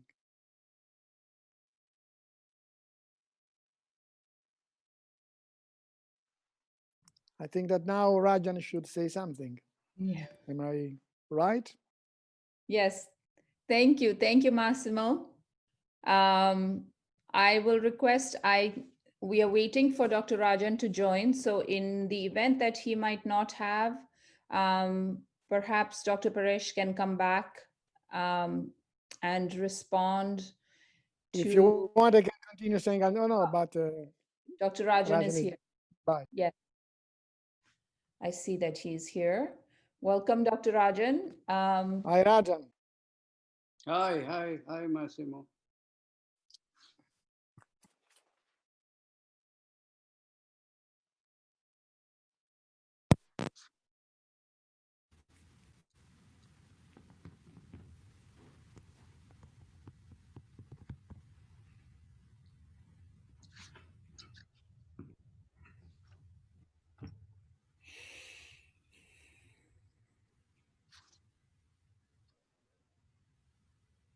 Hello. Yes, Dr. Rajan, you're online and on screen.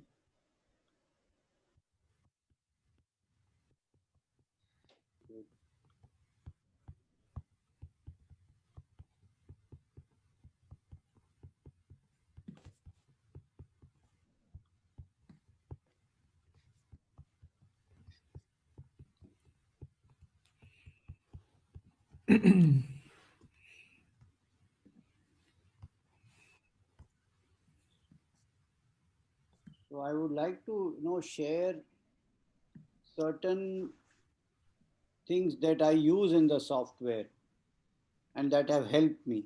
That's all I'm going to do because I can't speak anything that I don't use.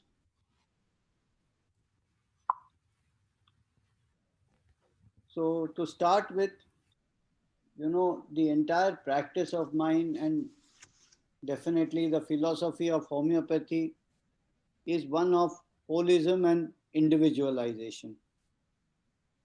Holism means we look at the whole being, and individualization means we try to find what is individual to each patient.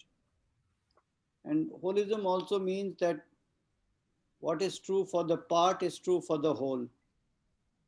And that symptom of any part of body or mind current or past, is a part of the state of the person.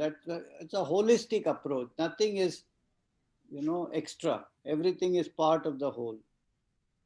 And individualization means we need a different remedy based on individual symptoms, which can come from any part of the body or mind. And then we have the concept of peculiar symptoms.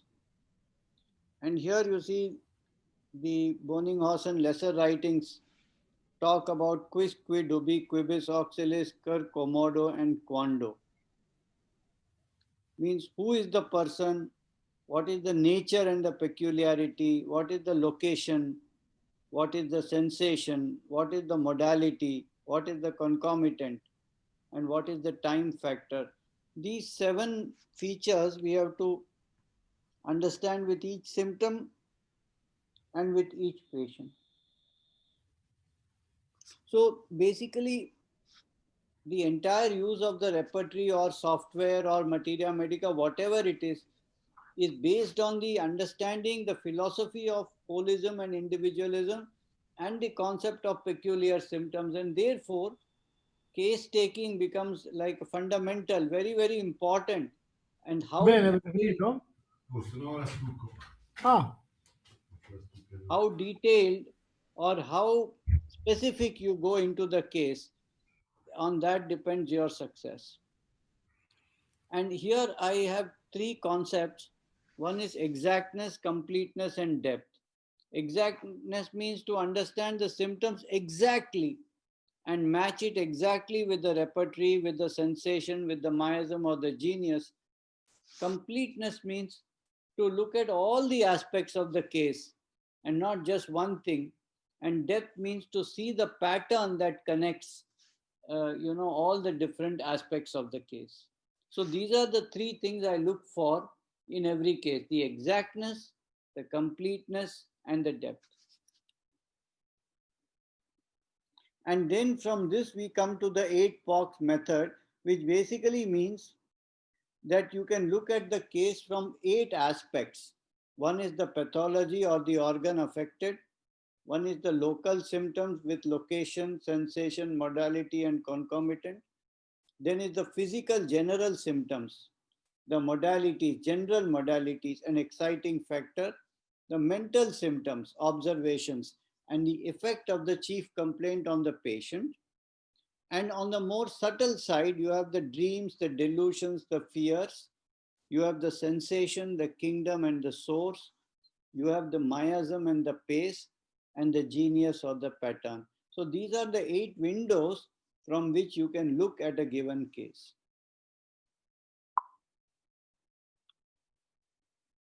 Once you come there, then you have different types of repertories. You have general repertories, local repertories, and in our software, all these repertories are present. So the process of repertorization means exact and complete case taking, choosing the repertory, using a technique of repertorization, and finally using this information in conjunction with the system. That means the kingdoms, the genius, and the synergy. That means bringing all of this together.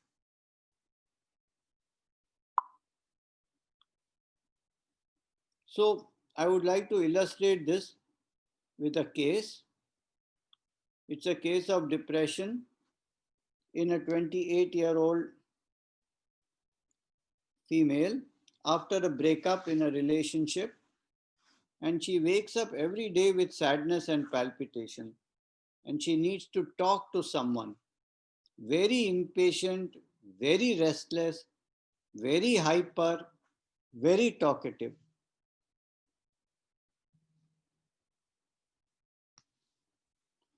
And there is a strong need for hugging.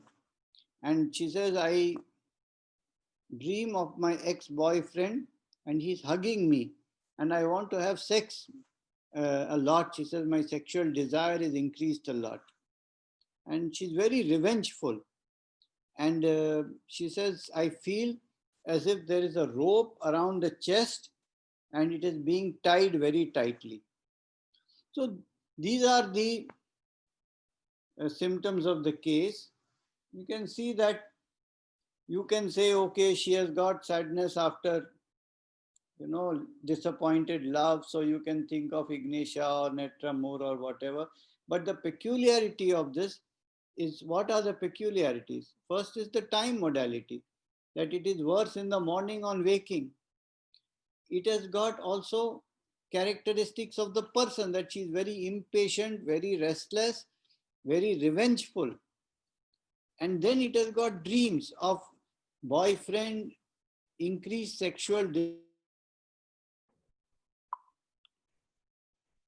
So what I did in this case, I took the most peculiar symptom here, which is sadness in the morning on waking. This was very interesting, you see. Why? That's peculiar, you see, so strange. Why she feels in the morning on waking. This is the symptom I took from the reference works. Sadness within 3 words of morning, within 3 words of waking. And why did I use the reference works and not a rubric? Because I wanted the maximum number of remedies to come inside there. So if you use the reference works, you get many, many more remedies from the latest provings, from the materia medica, etc., etc. And you do not get the limited remedies that you find in repertory. For example, lot of Massimo's editions are not found in our standard repertories yet. And if you put it in the reference works, it will come up from there. So this is what I did. And then what I did is I added this. You see, now what I did is very, very interesting. I will try to show you again. So I didn't only take that. I took, you see, now what do we have? We have an impatient, restless, hyperactive person with a lot of sexuality. And not only sexuality, but a kind of shameless sexuality, because she's saying it's not so common in India that somebody will say, no, my sexual desire is very, very high.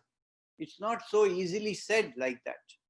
So this kind of, you see, impatient, restless, hyperactive, revengeful, and sexuality is a very good pattern to tell you that she needs most probably an insect remedy.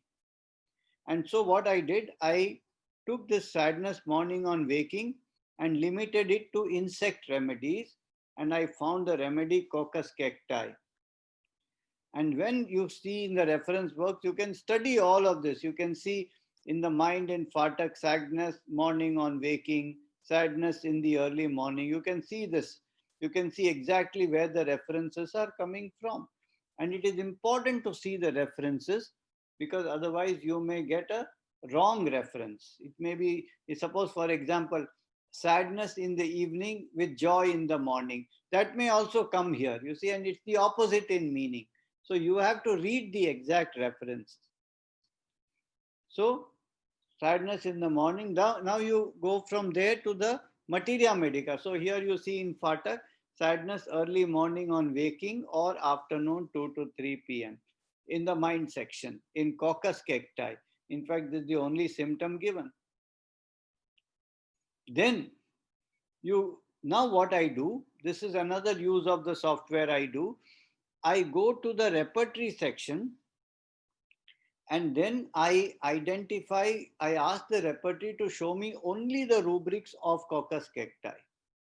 So Dr. Paresh can teach you how this is to be done.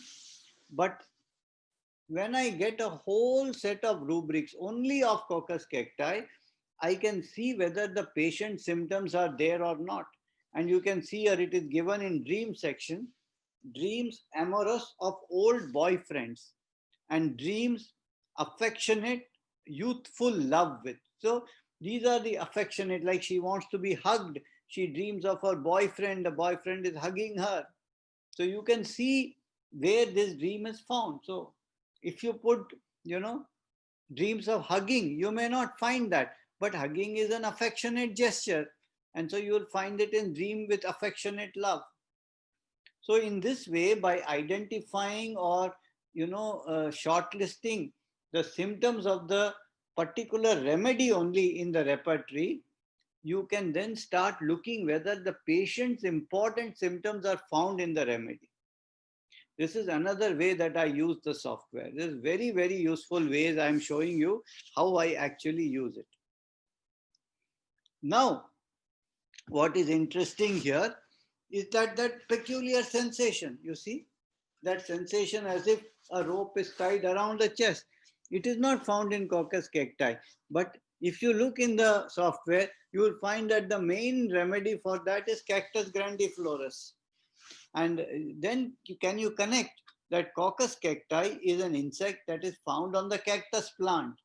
So is it too far imagination to say that it might even have some symptom of cactus itself? This is a very interesting way of thinking also. So like this, the software can be very flexibly used. So you can see here in cactus, constriction from a tight band, only two remedies in the chest. One of them is Cactus grandiflorus. And you can see a reference from Lippi. The whole body seems as if caged, each wire being twisted tighter and tighter. So she said there's a rope or a wire around my chest that is very, very tight. And this is found in Cactus grandiflorus, which is the plant on which Coccus cacti is sitting. Coccus cacti infest the cactus plant. This is how it looks. So I gave her Coccus cacti, I believe 1 m or something, and within 10 minutes, her entire state, which was very, very, very intense at that time she came to me. I have videos of this patient. In 10 minutes, she's already feeling as if a wheel has lifted from her eye and that the entire stress has come down. And this, in the course of time, this remedy helped her a lot. So we take another case. A 15-year-old boy complains of asthma since childhood, violent convulsive cough which makes him breathless. It comes only at night between 2 to 3 a.m., which makes him sit up from bed. It is preceded by a kind of irritation in the trachea. It is worse in winter, worse from change of weather, worse from dust. But most peculiarly, when he coughs, he gets pain in the temples. It is a nail-like pinching pain, but the sensation is not very clear.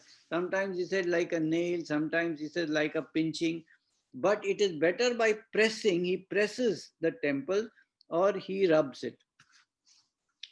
So you see the symptoms are there, but the most peculiar is that every time he coughs, he gets a pain in the temples and he has to press it or rub it. So what I do in this case is very, very interesting, is that I consider only the totality of the cough and the breathlessness. I don't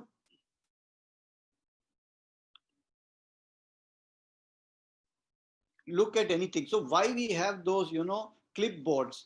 So each clipboard can be used to put the one aspect of the case. I took all the symptoms of the cough and breathlessness. Cough in winter, cough only at night, cough asthmatic, cough in children, cough from irritation of trachea, cough from lying, convulsive cough at night, violent cough, suffocative cough, dust aggravates, and change of weather aggravates. So when you take that, you get the remedy petroleum. But how do we know if this person needs petroleum or not? That you have to look in the materia medica, and you can see here in petroleum, if you put in the reference works temple within 3 words of cough, in the same remedy as temple within 3 words of pressure, within 3 words of ameliorates or better. What does this mean? I want a remedy that produces an effect on the temple which is worse from coughing, and that whatever symptom of the temple, it is better by pressure. This is what it means. Because I'm not clear about the sensation. So I'm just putting whatever happens in the temple is better by pressure. Whatever happens in the temple is worse from coughing. And which is the remedy that has that? And you find that the remedy is coming petroleum. And you can see here, cough, see, headache, worse, shaking or while coughing must hold the temples for relief. So cough, pressure on the temple ameliorates. Only one remedy, cough, which is better by pressing the temple. So he has to press the temples on. So you can go to Materia Medica and you can see here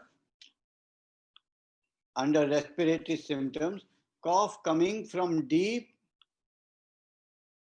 down the chest, waking the patient at night, and cough in young girls and boys, and it shatters the head, better by pressing. So you can see the exact symptoms over there. So this is another way you can see how I use the software.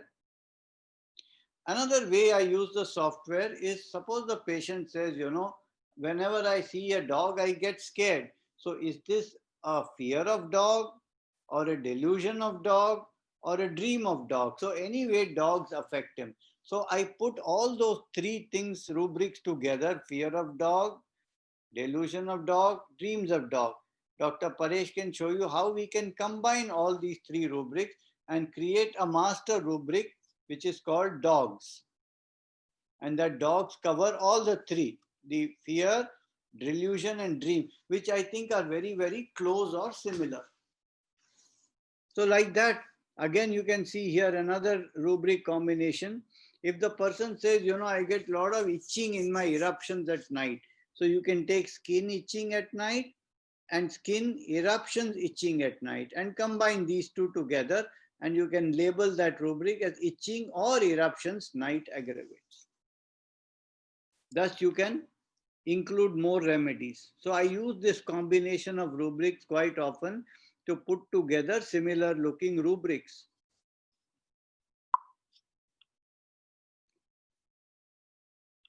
Another use of the software is that you can limit the search to a particular group. For example, if person is coming and you feel that his remedy lies in the ranunculaceae. No, he has got all the features of ranunculaceae like Staphylococcus aureus, pulsatilla, etc. But he has very prominent dreams of snakes. What to do? So you can put here, dreams of snakes and limit it to the ranunculaceae. And then you can see which ranunculus remedies come up, and you can see here ranunculus scleratus, bulbosus and clematis. So you can consider this and you can drop out for the time being Staphylococcus aureus or pulsatilla or aconite or remedies like that. So the software is very useful in limiting the search to a particular group. If you are sure of the group, you don't have to look at the whole Materia Medica. I've used a lot of software in finding out, the qualities of a particular group. For example, I take, 3 remedies from the conifers, Abies canadensis, Abies nigra and juniperus, and I say I want to match these 3 remedies. That means it will show me all the rubrics that have all the 3 remedies in it. And from this, I can understand the group qualities, which is something like that he's brittle or he's old or that he's a criminal. And these are the main qualities of the conifers. They feel brittle and they feel old and they feel as if they have done some crime. For example, you find this in Thuja also.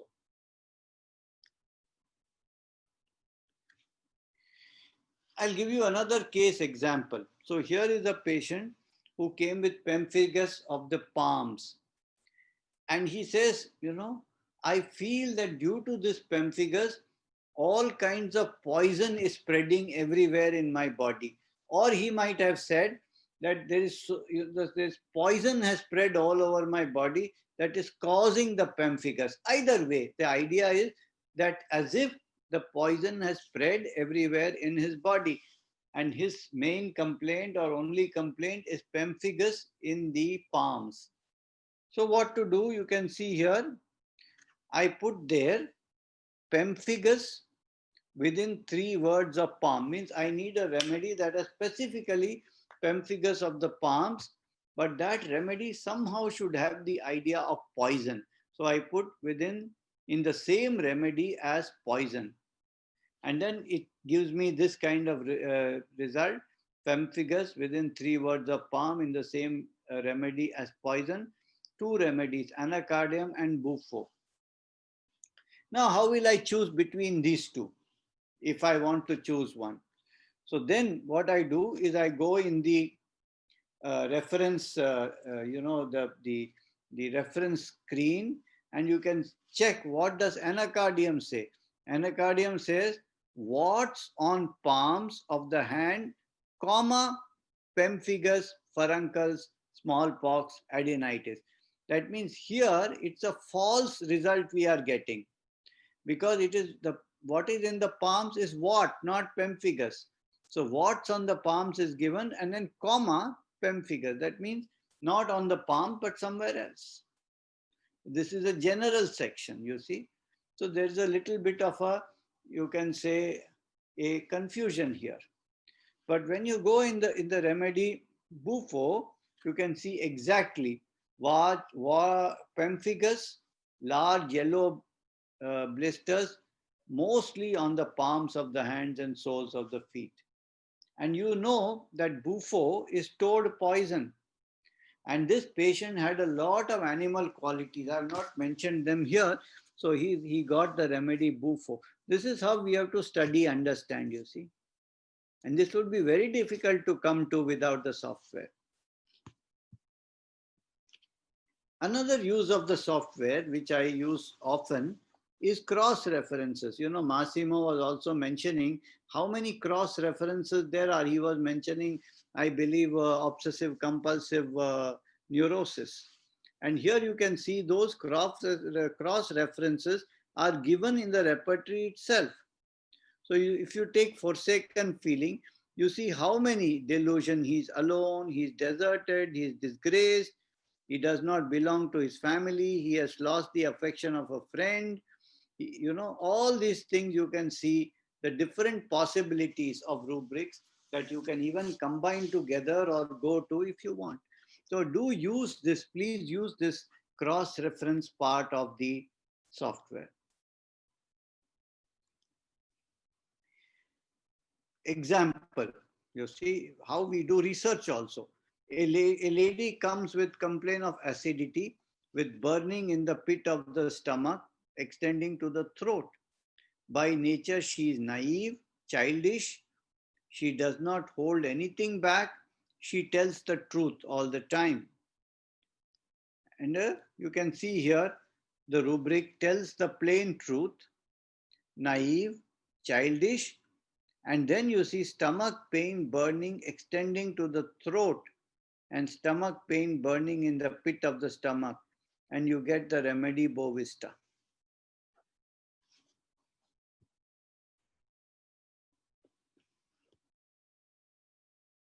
Now, what happens is, okay, you got Bovista. Now you ask her, what is your concomitant? What is your other symptom? And she says, my only other symptom is I get cramps in my calf muscles only when I'm in the bed and never otherwise. So you can now put in the reference work, cramps within 3 words of legs in the same remedy as bed. And you see here, again, the only remedy you get is Bovista. So by this, you can confirm this remedy. Another use of the repertory that I use very often is the comparative study of remedies. Here is a case example of a girl with vitiligo and upper respiratory tract infection. She is very shy with strangers, only mixes with familiar people. Yet she loves to explore surroundings and new things around her. She has fear of sudden noise and crackers. She sweats on the head and neck. She is very independent, loves to do things by herself, very possessive about her belongings. So, what we see here is that there are qualities of the row 3 and 4 of the periodic table. In row 4, you need company, you're scared of people and strangers. In row 3, you're totally concerned about appearance, appreciation. You become possessive, jealous, and conscious. So, in this case, we found features of calcarea and sulfur. So, when you go in the repertory, you find timid, bashful, contrary, likes occupation, etc. You find all these rubrics. You find calcarea, ignatia, sulfur, lachesis, etc. So the person is not better, nothing happened. So we do a retake again. We again take the case and we find she participates in race, in various sports, always wins. She loves animals, especially dogs. She says they will not harm you or bite you for no reason. Animals should be kept free. She's scared of snakes. She says it surrounds you and eats you. She likes movies like Anaconda and Godzilla. She dreams of snakes or big cockroach being crushed under a big cockroach. She's extremely caring for animals. She likes chocolate and salty things. She's obsessed with dogs. She had a sports injury and she feels useless and worthless because she said, sport is the only thing I am good at. She's constantly comparing herself with her brother at home, feeling low and inferior. So here you can see the dogs, the snakes, the animals and the salty food. If you put it together, you get the first remedy you get is lac caninum. Now, the use of search function in Mac repertory. So you have in search, you have the, this, if you drop down menu, remedies and words, you can look at that. And here you can put the exact remedy you want to search. And you can use the press enter for the space to enter a second remedy. And then you can say here, I want all the rubrics which has calcarea sulf, but it does not have lac caninum. That is what we try to use over here. And then you can study it from all the sections. And you can see that the common rubric between calcarea sulf and lac caninum, here is how you can compare. You can see desire for appreciation, desire for company, sees phantoms and ghosts like that. And you can see what are the similarities between calcarea sulf and lac caninum, like fear of snakes, heart disease, etc. You can see this, all these rubrics will appear. And then you can say which are the rubrics that contain lac caninum but does not have calcarea sulf. And then you have a list of rubrics: antagonism with himself, feels that he's looked down upon, that he's short, he has to please other people.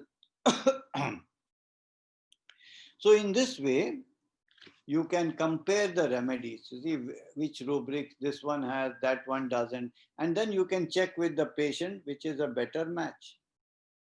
So these possibilities, I mean, really the software is an amazing, amazing tool in the hands of a homeopath. And I can only show you some aspects which I use. One of the biggest uses I use the software for is the derivation of the plant sensation in each family. So here I put all the remedies of the family You can do it very easily by choosing the family. And then in a drop down menu, you say, I want only rubrics that have more or that has less than 50 remedies. And I want those rubrics to have more than 3 remedies, 3 or more remedies of that family. So by this, what I'm asking the software to do is to identify specific rubrics in which that family is very, very prominent. You can say that is the main quality of that family. This is how I did my research into 25 plant families and wrote books on this subject, which are now used, the specific, for example, the shock and surprise of Logeniaceae family, or you can say the aversion to disturbed of the Violalis. All this was discovered by this kind of software research. And then you can enter all that into clipboard, and what you can see the whole list of rubrics that come up of that particular family. And then you can see what you can do is you can check exactly what rubrics are common. Then will come cramps, and then you will find tightness, stiffness, constriction, all this in Anacardiaceae family. And then you can derive the sensation, the active reaction, the passive reaction, and compensation for each family. I created this entire, structure of plants using the software. If you have questions about this, Dr. Paresh can answer you at some point how it is done in more detail. So basically, these are the things I wanted to talk about and to tell you how I have used the software, how it has helped me a lot. And I can tell you that, a little story about this, that long, long ago now, more than 30 years ago, I met with David Walkenton, who originated the Mac Repertory and Reference Works programs. And he had come here and he could not be separated from his computer. He was so like stuck to his computer. And I never used computers at that time, and I didn't believe also. But because he became a friend and I started seeing, he said, try this. And then I brought the Macintosh, old Mac computer, and I put his software. And I tell you, I never looked back. Now I can't imagine how I can even breathe without this software, because I use it for everything. I use it for understanding, the symptoms, case taking, comparison, materia medica, reference works, how to search, how to know what are the important symptoms of that particular family, what is the sensation, what not. And you have to develop this kind of flexibility of use by learning from other people and also practicing on your own cases. And if you do that, you will be able to leverage this software, this amazing software, for a variety of uses in clinical practice and in research also. And now that in the recent program, Synergy Homeopathic Software, we have combined reference works and Mac repertory program into one program, so that it is seamless and it is much, much more easy to use. And I really welcome this step, and it's an evolving process. These softwares are evolving, and each time Dr. Paresh brings out a new update, it gets better and better and better. And I believe that many updates are coming soon, and it will put this software at the height of the edge of homeopathic, cutting edge of homeopathic practice and research. And I congratulate Dr. Paresh for this amazing work that he's doing. And he knows very well that he has the support of Massimo, of me, and all of the top teachers of homeopathy who are collaborating with him to make this software the most useful tool in our practice and develop more and more capabilities to help us more. So that's all that I need to say. Over to you, Rupali. Thank you, Dr. Rajan. Thank you for your presentation. I'm going to hand over the screen to Dr. Paresh, who will wrap up the presentation for today. Thank you, Rupari. Thank you, sir. Thank you, Massimo. So, just what Dr. Rajan was speaking, just in tune of that, we want this software to be one of the best tool available to homeopaths, so that we can help them to find the patient's remedy better, to understand homeopathy better, and to serve our community better. So the kind of philosophy that we have, or what we are doing, is we use the experts help to develop that module or that aspect of the software, like how Dr. Massimo uses the analysis strategies so beautifully, the in-depth understanding of the minutest aspect, and that's what helps us to develop it to the best possible level. Or how Dr. Rajan searches so beautifully. Sometimes if you see his search would go on 1, 2, 3 lines, where he would put into 3 words, into 6 words, into the same sentence, into the same remedy. And more than using the repertory, simply using reference works with the search functionality, how beautifully he comes to the right remedy. So we learn from such techniques, and we want to make the software the best possible in that thing. And very frankly speaking, this is not our software, or this SHS is our community's software. So there are projects where we want the whole community to get involved.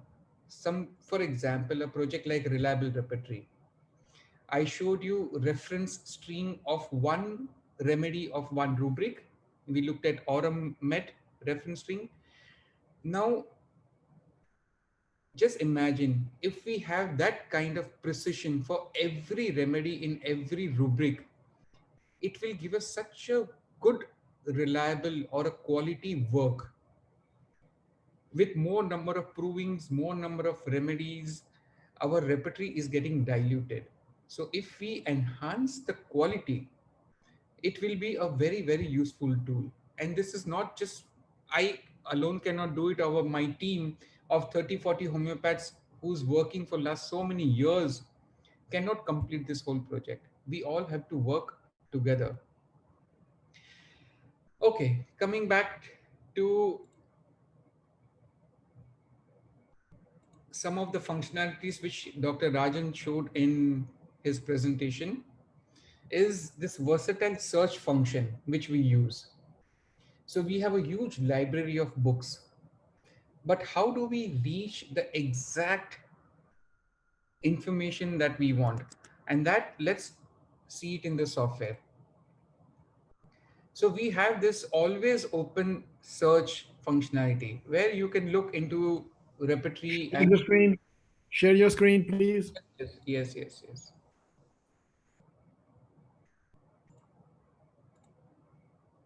Okay, do you see the screen now? Yes, we do, Dr. Paresh. Yeah, sorry. So we see this always open search, an option to search in the repertory or reference library.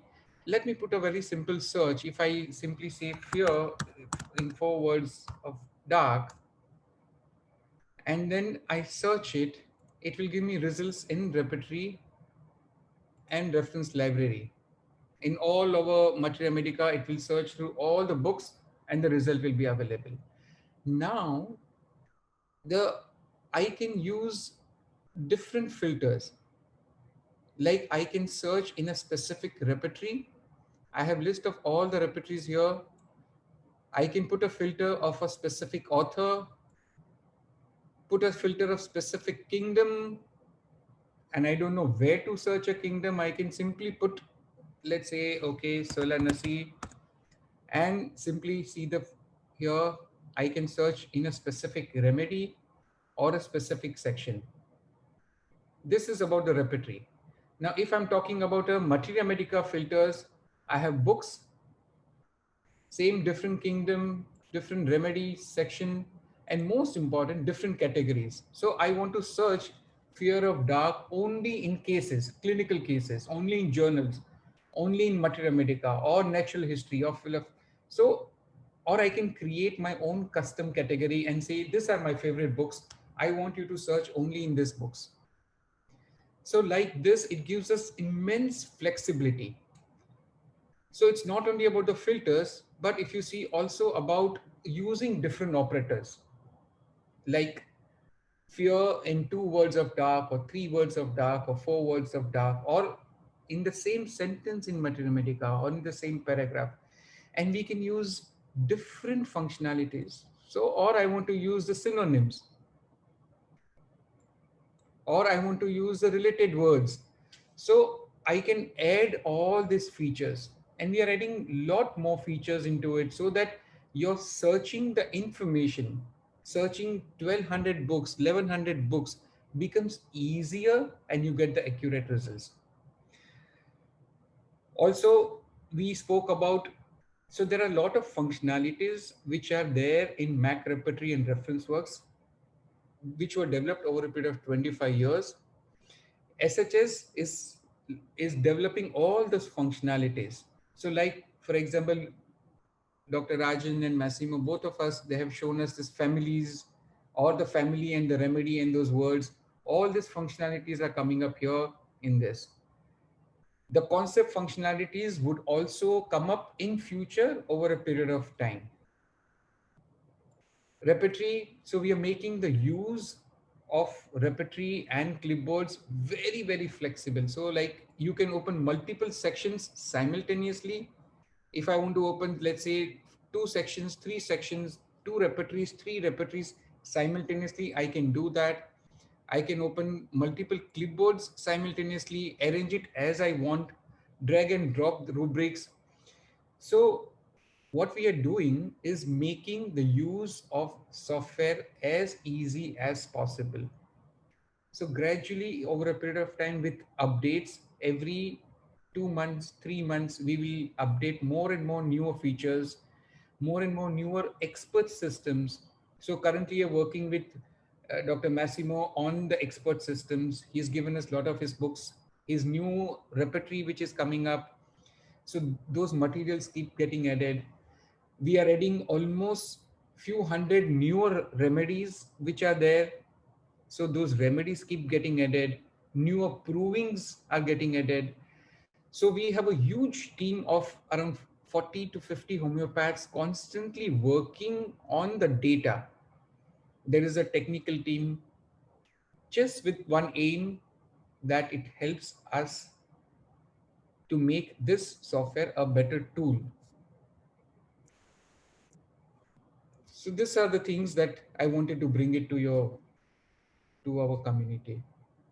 If you have some questions, you're most welcome to ask any of us.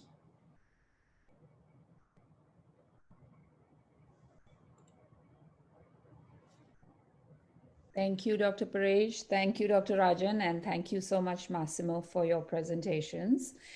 There are some questions and we do have some time. I request all the attendees to post their questions in the Q&A box and we will present them to each speaker as the question is intended.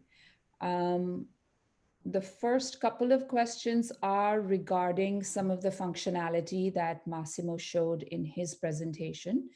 And the question is, do the concepts of graphs and the graph tool and the ability to study the different remedies with their symptoms spread out over the different sections, is this available currently in the Synergy homeopathic software?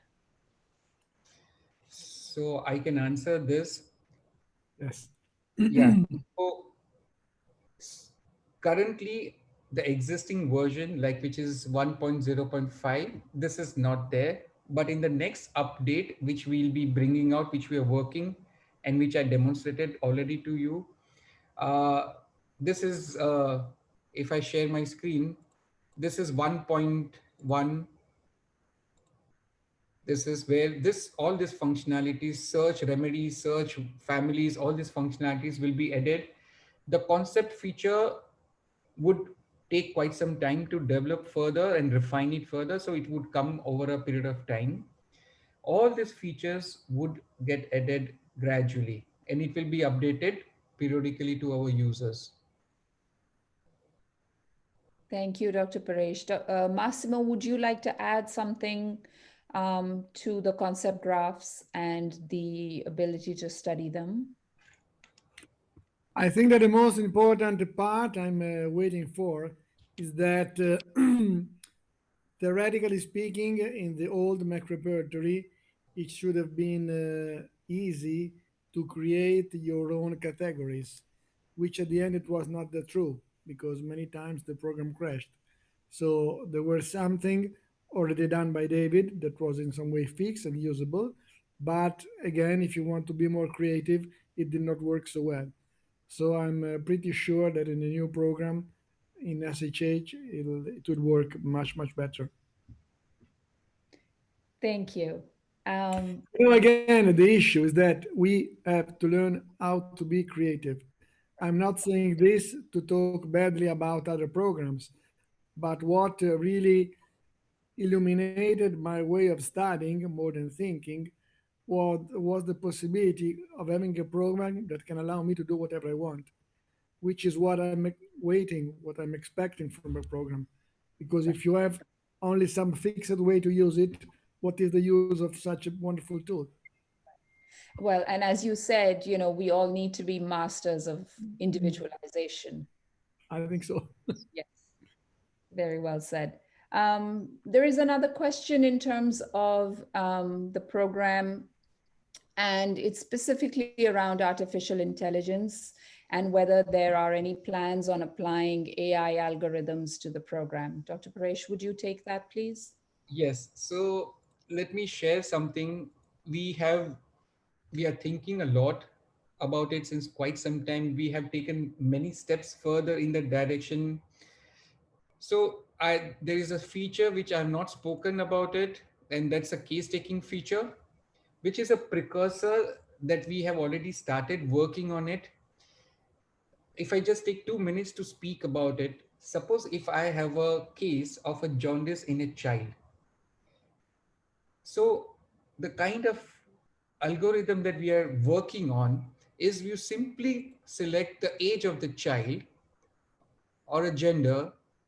Automatically in the background those words and uh, those operators would go behind, so it would start looking into the remedies where the jaundice is very prominent, which is a good remedy for children, and then it will add to whatever symptoms that you select. For example, if you select some symptoms from here, use all the symptoms that possibly you want to create, take about the physical particular, about generals, about mind. You can select rubrics, you can select words, all those clues would come and it will put here into a totality screen. And then you create your totality here, which would go to the clipboard. So the clues from the patient can be either in terms of words, in terms of pathology, in terms of rubrics, in whatever way those clues would come. We are working in the direction to create an algorithm that you just put the patient's information as much as you get and the remedy is out. Those people who are very familiar with Vital Quest, they know that we have already created this kind of thing where you just type patient's whole data and simply say analyze and the result comes out. So we are working on a similar algorithm in that direction. A limitation that we all face is to create an algorithm, you need huge number of cases. So they say 500 or 1,000 cured cases is too small to train neural network to train the algorithm. And that's a limitation because to get the cases from homeopaths, there are issues. The quality of cases, there are issues. So it's a slower process comparatively, but we know this is the future. If I can say something else, for a long time we heard words like expert. A real expert system is something very different. Expert for a computer, for the programs that we can use now, means that, for example, you can make an analysis. Out of this analysis, you prescribe coccus cacti, okay? And it did not work. So your program has to learn that the next time that you do something similar, coccus cacti is not coming as one of the first, because the program can understand, or let's say can learn, that this is not always like this. So if we can start using just some issues like that, which are so simple, we can closely perfectioning at least our way of analyzing cases. And this is not that difficult to be done. This Yes. is a very important concept because commonly, even in our daily work, we are basically using a kind of positive confirmation when something works. But it is as important when something does not work, because this is teaching us a lot. It's the same when you search symptoms in this graph.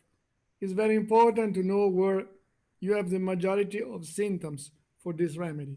But it's as important when you have something like this, because it means that this remedy does not affect this section of the repertory. And this is as important as the I one. This is not so commonly used. Sorry. No, thank you. Thank you. Yes. Um, so there are some specific questions on how to use the software, which is how do we restrict a repertory chapter of mind, for example, to one single remedy? So this is more a demonstration, Dr. Paresh, if you wouldn't mind. So I think we can, this kind of training questions we would like to handle together with a training session. Of course, there are filters available which you can easily apply on here. So that we have a filters option. So you can apply filter of author, you can apply filter of kingdom, you can apply filter of remedy. There's one broader question which says that when you showed the different facets of the global search within SHS, there were a lot of things that were very valuable and practical, but some of the participants felt that they missed because they weren't able to, watch it as slowly as they would have preferred. So perhaps this is a good time to tell everybody that we will be holding a live training just on SHS in the week after American Thanksgiving, which would be the week of November 30th. This would be a live training and with an extended Q&A session because I think a lot of people are interested in specific practical techniques with the current software and how to use it.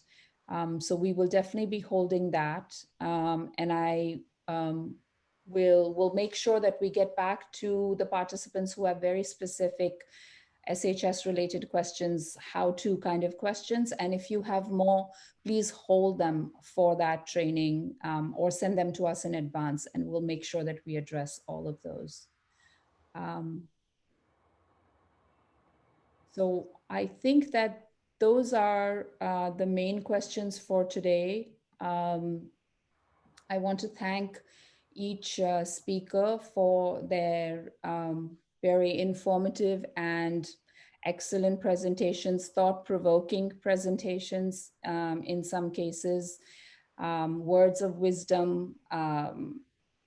And yes, this is a tool and it reflects your homeopathy and your thinking and your approach as a tool, but it's also a tool that can extend your homeopathy. As all three speakers showed, there is so much that this software can help you learn and think, and then put that into the tool to take you further. So with that in mind, I also want to remind everyone that our 6-day conference, Synergy of Approaches, starts tomorrow with several very renowned speakers, including Massimo and Dr. Rajan. So don't forget to come for that. And with best wishes to all of you, we close the session for today. If there were questions that you had that didn't get to, or you think of later, please do forward them to us, info@synergyhomeopathic.com, and we would be happy to get back to you. Thank you. Thank you.